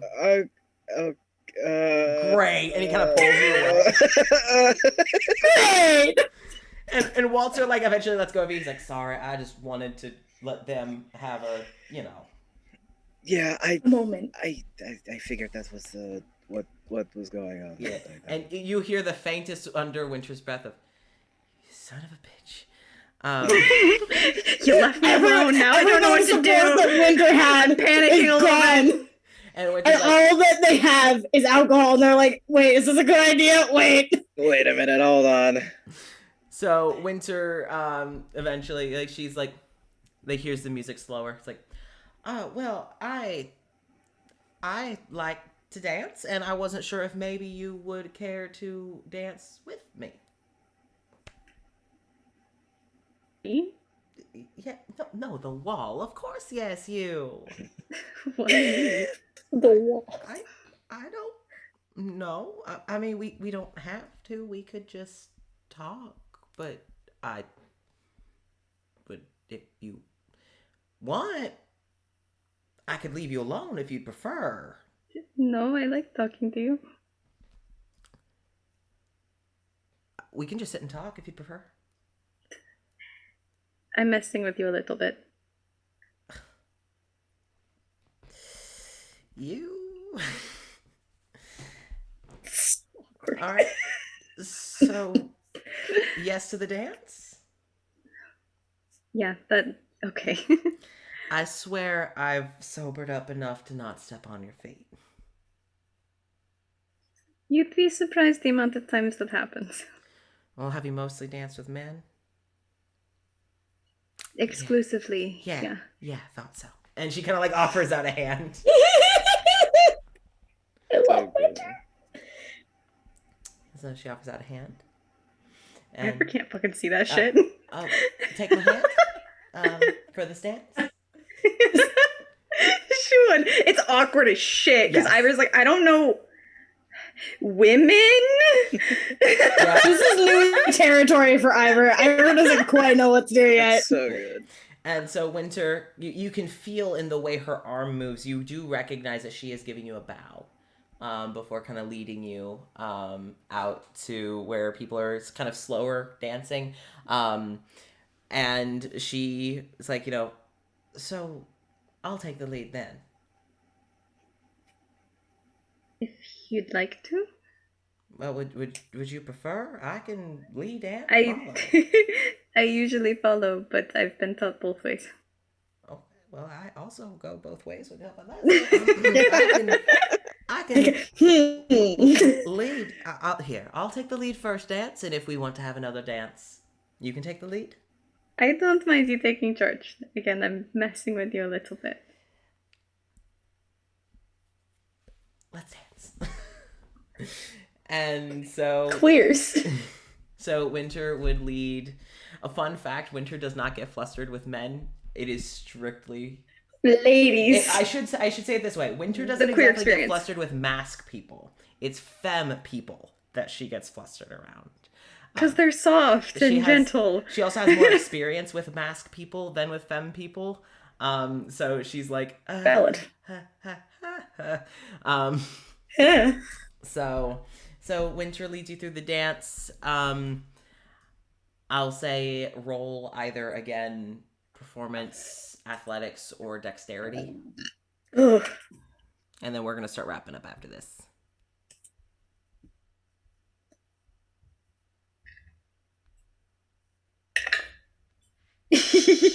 Natural 20. Oh shit! Oh shit. All right. All right. Please. That is a smooth ass dance. In fact, you guys kind of just go from one dance to another as the music goes, and it's similar where Winter's just kind of trying to chat you up, just trying to learn where you came from, what sort of like stuff she seems to be trying to figure out what you want to talk about, and then like letting you lead the conversation in that direction. No feet are stepped on, no tripping, no stumbling. It's very smooth. She can tell that you have definitely done this many times. You can tell that she's actually danced this way, at least leading many times. Probably not as many times as you've danced this way, but she's got experience. And it's genuinely a good night for you guys. You guys dance, you hear the bells start to ring outside, and the people who don't plan to stay start to go, oh, all right, and starts to disperse. You can tell that the Dwyers are now completely sober. After consuming ludicrous amounts of alcohol, they seem stone cold sober and don't seem hungover. So Winter, like after the dances, kind of gives you another bow and it's like, that was very nice. Thank you, Ivor. Thank you. I really appreciated it. Of course. So I'll see you around tomorrow. I'd like that. Have a good night, Ivor. You too. I'm going to go get the longest sleep I've had in, I think, 6 years. All right, Walter. Time to go. Yep. So Walter and Winter both kind of like, they start saying their goodbyes to everyone. You can tell that like they have the most energy in the party, and as soon as they leave, it really starts to quiet down. Like everyone else kind of starts to pack up. Dalavash, starts to, well, no, Dalavash already left. So just the rest of the party simmers down. You see that Dimitri has gotten the bar all cleaned up. You see that Larkin is kind of just like making sure all the tables are taken care of. And Wallace has now taken to just, once it's like just you guys and like Thespis has gotten the music stopped and all that, Wallace is just sitting at the bar just like, Oh, Wallace. so tired. So tired. So Yeah, tired. Let the man sleep. And Dimitri's like, you just hear Dimitri, go get some sleep. And you hear Wallace in this like slurred from exhaustion, just like, no, I need to. And you hear Dimitri, go get some sleep. And Wallace is like, are you sure? And like, just after that question, you hear a pause, and then Dimitri is, I can help Dimitri if it makes you feel any better. you guys are the attendees. You guys are, and you Go hear, rest. You hear, yeah. Basically, everyone is just, and you hear Larkin come, like you see Larkin come up behind Wallace, and kind of wrap his arms very tenderly, like kind of from behind around Wallace, and kind of like rests his head on Wallace's shoulder, and it's like, darling, let's get some sleep. And Faye of that level don't sleep. But Larkin is not letting his squishy human partner stay up. No. So Larkin looks over to you guys and it's like, I'm going to get this one to bed. Good night. And he kind of like gets Wallace up and like kind of starts walking him. And like you see for a split second, Wallace like kind of like as they're about to leave the bar area, you see like a cup on a table like catch Wallace's eye, and he stops and he like goes to get it, and Larkin just hooks an arm around him and drags No, him. sir. We're going upstairs. Bedtime. Yep. So Wallace gets dragged to bed by Larkin, who's like, you need sleep. You squishy mortal people need sleep. You could die from not sleeping. Yes. Dying from lack of sleep will kill you before a lack of food. Go sleep. So he gets, and Dimitri like has the bar all cleaned up, and it's just, well, thank God that's over. I'm glad we can do this. I am. But I am so fucking tired. Which may be the first time you've heard him swear. I love you, Dimitri. Did you guys have a good night?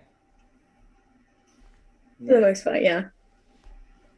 Good. Well, then I'd say the night was a success. It seems everyone had a good time. And everyone's going to be getting home in time.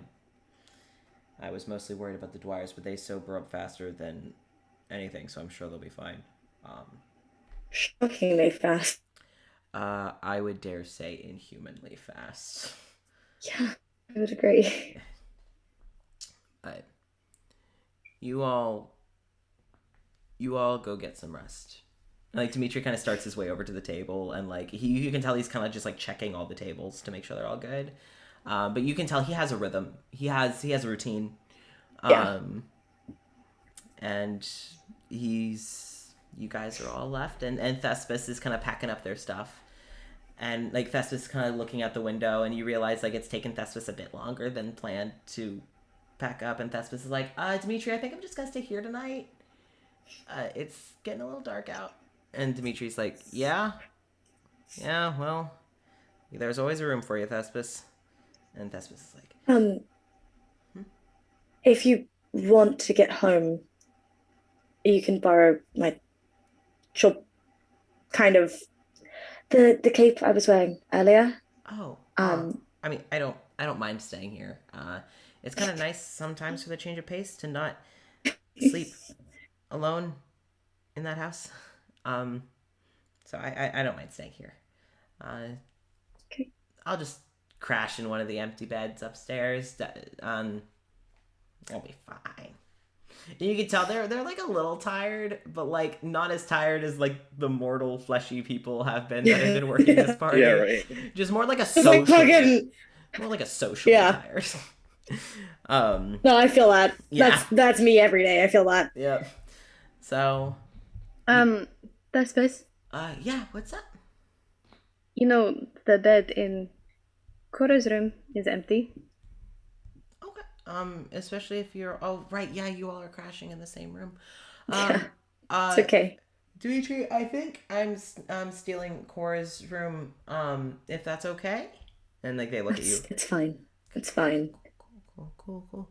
And Dimitri's just, I don't care what beds you all sleep in, as long as you all Leave me could alone. please go to bed. Thespis, got you, buddy. Low on energy. We should go. Night, Dimitri. Love you. And Dimitri, like starts, it's like kind of gathering all this stuff. And so, yeah, Thespis leads the way up the stairs. Yeah. Ivor's kind of smiling like an idiot a little bit. Had a good Just night. a little. Had a great night. I will say before Cora goes into the room, Yeah. she would talk to Thespis. Okay. So how often do these parties happen? I mean, they're only that intense when the entire of the typical guard get to go. Mm-hmm. There used to be, when there was a few more people here, there used to be this whole group of people that would try and play card games against Beckett. Tried. I imagine that didn't work out very well. But we typically have little parties about whenever it feels like it's been too long without one. And the Dwyers often don't come because they feel it's their duty, it's their job to go out. But Amir may have done the closest that he can do to bully them into taking a night off. Have to do that more often. They need rest. Yeah. Oh my God. Yeah. And I have a feeling that it's not a bad thing that I'll be staying the night, because I'll probably help them open up, because the typical staff need the rest. I think Larkin and I may open up tomorrow. The reason I ask is I am a bit remiss that I never got to dance with a god of the arts. And you just see, just goes all across their face, up their ears. You see you see the freckles just sparkle with the blush. And that's just, Ivor is going to like pat around a little bit, then link arms with Magna and just, could you help me get back into the... Mm-hmm. I know what to do this time. I got it. Mm-hmm. and Thespis is like, I mean, what kind of dance do you like? I only grew up really ballroom dancing, so So slow dancing? most of the time that's what I do. But I'm willing to learn anything else. Well, if you'd like, unless you have plans tomorrow, I have some dances I could maybe teach you. I'd love to learn. Okay. All right. Well, I'll after after I help open up and everything gets sorted out, I'll get my place cleaned up. It's kind of a bit of a, you know, and then we'll see what you would like to learn. You know the hallway is pretty wide. And we're Not here. not From listening. the room. She is like against the door because she's fucking listening. Snooping. Like, I'm not gonna be standing right there, but I'm I'm listening. gonna listen. Can we do like the almost kind of like the Brady Bunch thing where it's like your ear and then like I'm above you, just also on the door. Just layers of people. Thespis like- hears that and is like, I mean, I have it in me for one more dance. I could move the bed out of the way, and I mean the rooms are pretty spacious. I can move the bed. It's okay. I'm really good at the moving beds. Just so good. And both Thespis and Cora are just like, if you want. Actually, there's a room that is missing a bed. It's okay. You can just go in that way. There is a room that is missing a bed. Probably has enough room for one dance. If you're okay, I know you're tired. Well, I'm tired of a crowd. And you, I have it in me for one more dance. I always have Okay. it in me for one more dance. Okay, Um, I'd like that then. Okay. All right. And you can tell it's like been a while since Thespis has been like asked to dance. Oh no, that's not okay. Thespis usually just dances, you know, and like Thespis is usually the one Yeah. to ask people to dance because Thespis is the one who pulls people out, you know. Mhm. So Thespis just kind of holds the door open for you. Come on, there we go. Okay, there we go. Hello? Hello. And Cora passes out. So Thespis kind of opens the door for you into the room that is lacking a bed. And kind of like once you're both in, it's like, okay, so what kind would you prefer tonight? Honestly, it's been quite a while since I've done any dancing. In fact, I stepped on Donavesh's foot earlier. So, Well, how about a typical and they kind of like drop their bag and like you see that they have with their stuff the same like box that Hitchwire made them. It's like I got it of course fixed. they do.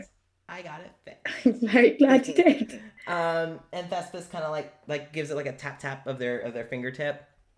And it's a song that you swear you have danced to before. It's like a nice like a nice waltz song that you feel that you've danced to before. And you see Thespis kind of like getting the rhythm. Right? All right, so are you more of a lead or a follow? I was taught to follow. So, Well, thankfully, I can lead. okay. Take your hand. Yeah. Take their hand. And you and Thespis get to waltz alone in the room that Magna stole the bed from. How romantic. I do want you How to romantic. I do want you to either roll performance, dexterity, or acrobatics. It's They're all the same except for they're literally all the same. All They're all right. +2, so it doesn't matter. Oh, that's better. That's a 17. That was better. Yeah. It is a very nice time. Is there anything in particular you would want to talk to them about while dancing? Especially since you guys were alone. Yeah. She'd probably ask, trying to keep it away from more heavy topics, because that's unfortunately all Cora has brought up around Thespis before, because things have been really difficult.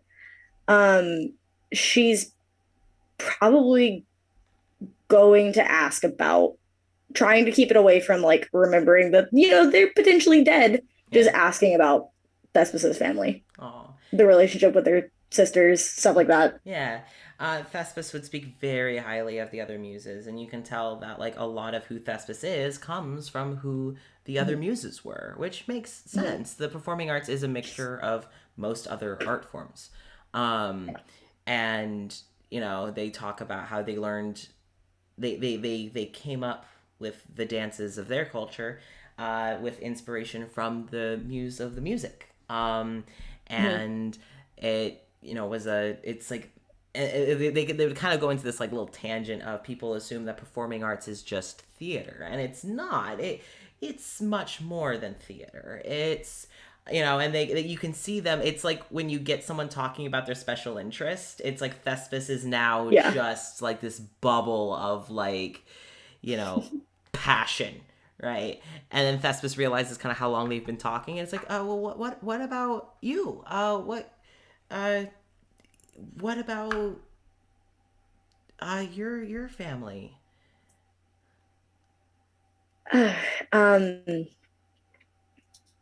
Not really close with my father. Never have been. Okay. Well, we don't need but to my mother, I already told you she was a painter. Yeah. One of, I think, my fondest memories is she did a lot of paintings of the castle and staff and different things, quite a few of me, but there was one in particular that she did of herself. And I remember watching her while she was painting. There's plenty of paintings of my mother. It comes with being a queen. But none of them got her right. They didn't get the curl of her hair or the brightness in her eyes, but that one, the one she did, was her in a painting. And I remember watching her and thinking, how is she able to do that? It felt like she was just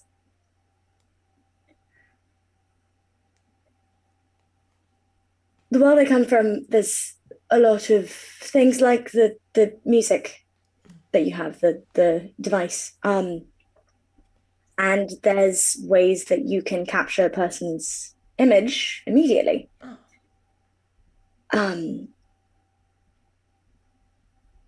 But they're never right, really. But she was able to capture herself so perfectly, and it always mystified me that she was able to use the medium the way she was to create something so beautiful and so gracefully, so easily. And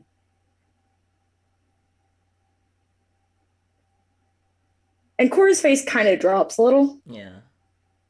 Just a little bit.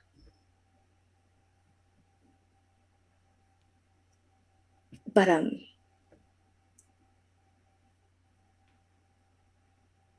she was brilliant. And that is probably one of my fondest memories, is watching her paint. Well, I think that anyone is the master of knowing themselves.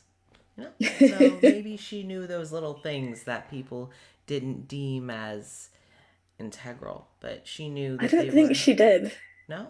Not even subconsciously? Maybe subconsciously, but I don't think she realized she did it. Isn't that part of the magic? I Art suppose so. brings that out in people. You know, you create things, stories, songs, paintings, and you always put yourself in them. No matter how hard you try not to, there's always pieces of you in it. So it really comes out when you try. And Yeah. I think that's one of the greatest things about art is it's so personal, it's so intimate, and it's so unique every time, as long as it's done with love. And it seems like she I'd did. agree. Yeah, she really did. Have you ever painted? Not really. I tried.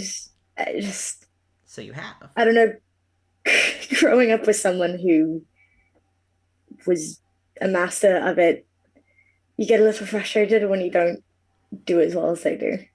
It wasn't really something I was super interested in after a certain point. I haven't really done it since she died. So Well, if you would like.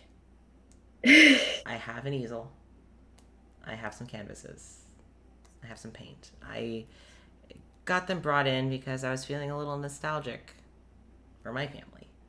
And I've always figured that channeling them is a great way to bring them back in a healthy way. Not a creepy way. So if you would ever like to come paint, I'll have a few canvases up for you. And trust me, you're probably better at it than I am. I am good at building set pieces and painting buildings, but not like how it's in and of itself. well, yeah, but it seems like, I don't know, it seems like there might be some things that you could teach me. I always like to learn new tricks, no matter how much of an old dog I get to be. I don't know how much I can teach an actual god, but A lot more than you think. I mean, I was always learning from my followers. They would start to make these new things, like they would start to create new shows and they would start to create new stories. And oh my gosh, the first time that I saw humans put on their first musical, I was mind blown. It was like stars came down to the mortal plane. I was always learning from artists. We always were. And I think that gods who forget that we are only as powerful as our believers, they're the ones who don't do very well.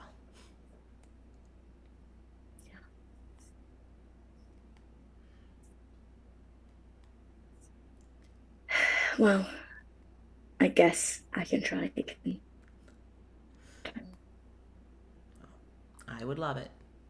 So, if you want to come over, I don't have any with me here, and I am also tired.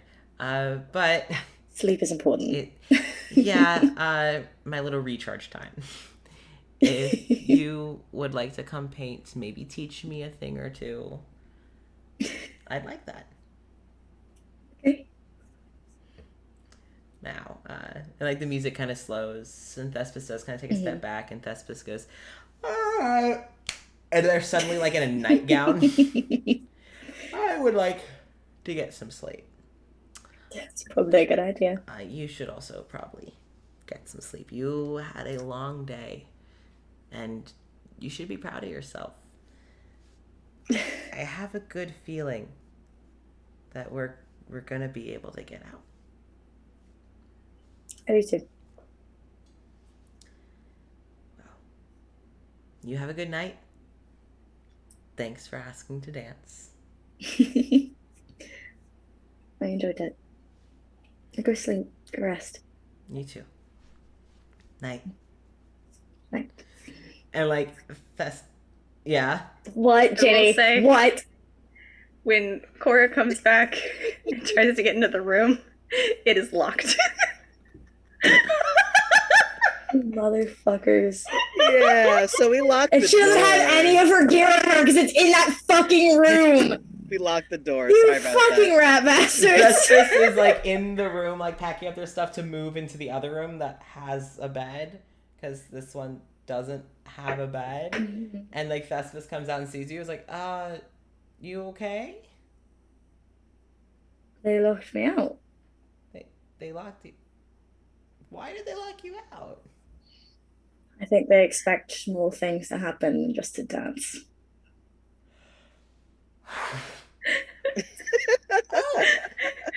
After hearing the door handle jiggle, Ivor's just giggling. Oh yeah, no, we're just laughing. And I would normally pick the lock, but all of my gear's in there. Oh. Do you want me to go? There might be a master key downstairs. I could. I mean, I don't mind if you crash out with me.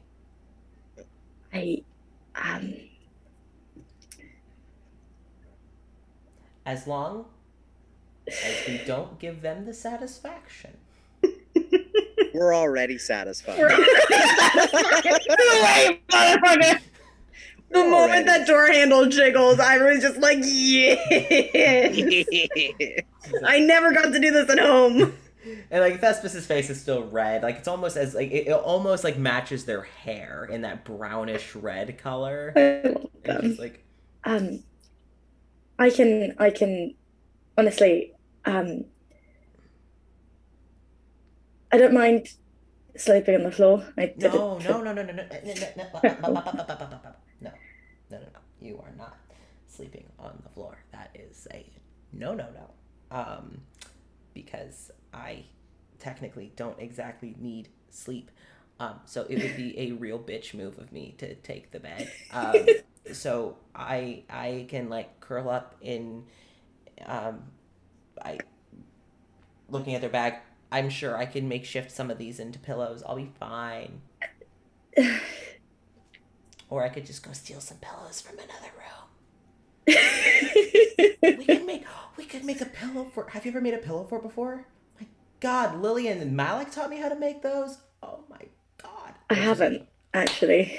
Okay, Thespis puts their stuff down. I'm gonna go get all the I've blankets and made a pillows. choice. I've made a decision. Done. I am gonna go get all the blankets and pillows from the other room. I'll be right back. You just go get comfortable. Oh, you can't sleep in that.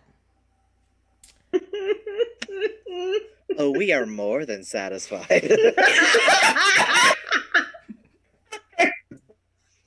Oh no, you can't sleep in that. What are you gonna do? Whatever will you do? Oh no, your other clothes are in the room that's locked. What are you gonna do? What's gonna happen now? Golly gee. Thespis is like, Oh, bummer. in a pinch, I could maybe turn a blanket into something. I mean, I have my magics. I can pretty honestly. So this is fine. I've fallen worse than this on more than one. Okay, fair, but if we're going to be in a pillow fort,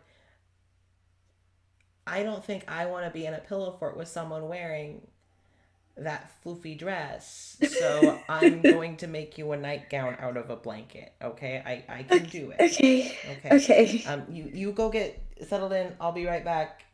And Thespis, like, super fast, zooms off. And goes and gathers a bunch of pillows and blankets, like stripping the other bed of everything. Like, what happened? Yeah. And like comes back with like an arms full of like blankets and pillows and stuff. They toss them all on the floor and they lift up one of the blankets. Mm-hmm. And like, watch this. And they do that thing where they but when they lift it back up, it's a nightgown. It's really impressive. Thanks. I am kind of known for having lots of tricks up my sleeve. Here, you go ahead and put this on. I'm gonna start getting this all, or I can leave the room. Actually, I can go in the other room. It's fine. Just work on this. I'm okay. Aye, Captain. I'll get the pillow fort built. Okay. Casper sends a message to You motherfuckers! and is like, "Hey, yeah, you proud of yourself?" Sends it to both. Actually, I would send it to actually both Ivor and Maddie. It's like, "You guys proud of yourselves?" Yes. Yeah. Well, we're making Yes. a pillow fort, and you guys aren't invited. So, ha. That's okay. Enjoy your time alone. We'll make our own pillow fort. Well, I think mine is gonna be better. So there, and you can tell that they're flustered. Like you can tell. You can hear it in their voice. Yeah. Just, hey, Vespis, Mhm. breathe.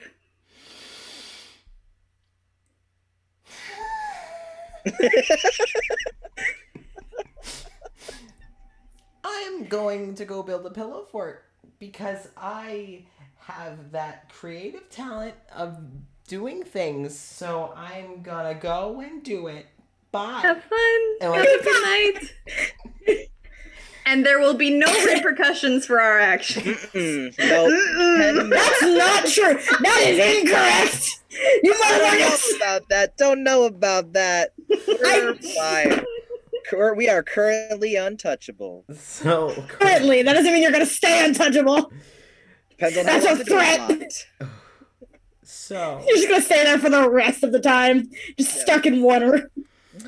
So you come back and Thespis has built perhaps a little too elaborate of a pillow fort. It Got like separate rooms. well it's big. Like they moved Spans the bed. whole room. Yeah, like they've like used stuff in the room to like put furniture like in the pillow fort, so it's like a mini room in a room.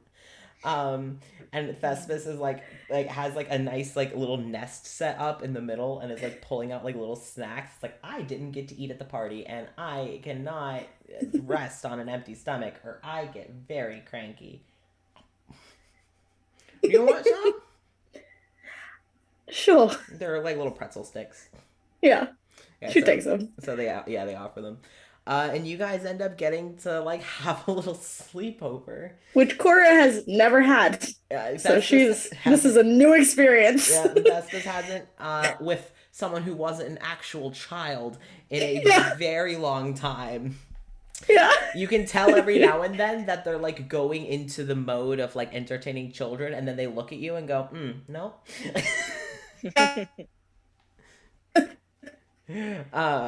But eventually, eventually you're able to curl up and get some rest. Thespis kind of like, you see Thespis who had literally just said, I don't need to sleep.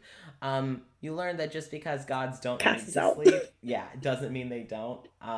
And you may figure that Thespis may like sleep. So Thespis, you're kind of falling asleep and you look over and Thespis is out like a light and like their hair is all fluffy and everywhere and they've kind of like curled up like spooning a pillow and they're just out. Very good. And so you're able to get some sleep. Yeah. All are able to sleep. Fuckers. And, You fuckers. Hey. I I like to think that Magno, when he sees Cora next time, is just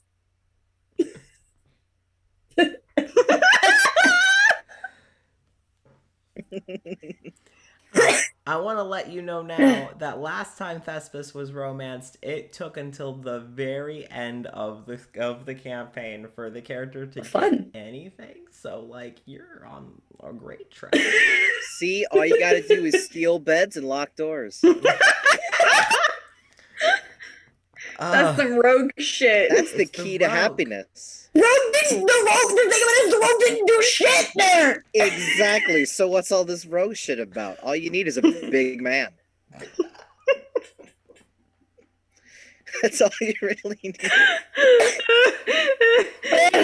No repercussions for our actions That's not whatsoever. true, you motherfuckers. Well, Not at all. not from Thespis, but from Cora. Yeah, we're gonna die. Thespis is gonna tease. I don't know what's coming out of my mouth right now. Don't even listen to me. It's 2:30. It's 2:30 in the morning, and I don't know what I'm doing anymore. I didn't mean for that to go on that long. But it was. I was just gonna I can do it the next day. It's fine. Well. Christ. And that, everyone, is gonna wrap up our session. Welcome to Nexilis. Holy shit. We will be sure to tune in next week because next Monday the mystery continues, and I want to keep playing. But I know we can't, but I want to keep playing. I know the stream has gone on for just like the first stream, about 5 or 6 hours. You told us there was a party. We couldn't not do the party in tonight's session. You're right. That Yeah, is on me. you let me be super You gay. expected it. You then gave you it to us and didn't expected say. us to be like, we can do it next time. That's fine. Yeah, let's Get just a wait a fancy week. dressed up party with the town, potentially like have romanceable situations, and you expected us to do it next week? No. Who the fuck? No, because like as soon as I mentioned the party, I was like, "That's happening tonight." Yeah. I We're fucked up. not doing that. Yeah, my first thought was, "Oh, I fucked up."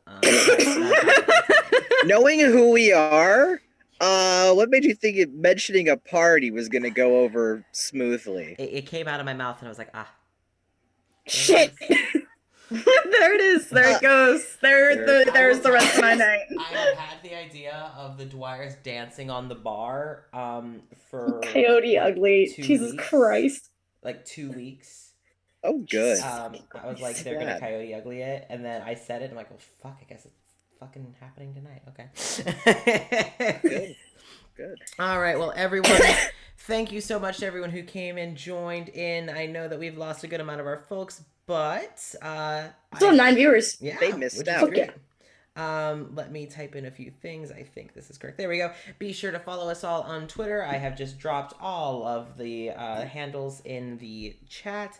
I will also, if you liked the music that played during our intermission, I have just linked to the musician for both Jar of Rebuke and Welcome to Nexilis. You can go. Luke is great. They were Yeah. great. It's great ambiance music. So you can go follow his Twitch where he makes ambiance music live, which is great. If you want to catch any of the previous streams as videos or watch these again, Slowly uploading. yes, go ahead and follow the YouTube that has just been linked in the chat, and you can go ahead and see Welcome to Nexilis videos as they go up later. We are in the process of getting those uploaded. And that is about it. So everyone, please take care, stay safe, have a great rest of your week.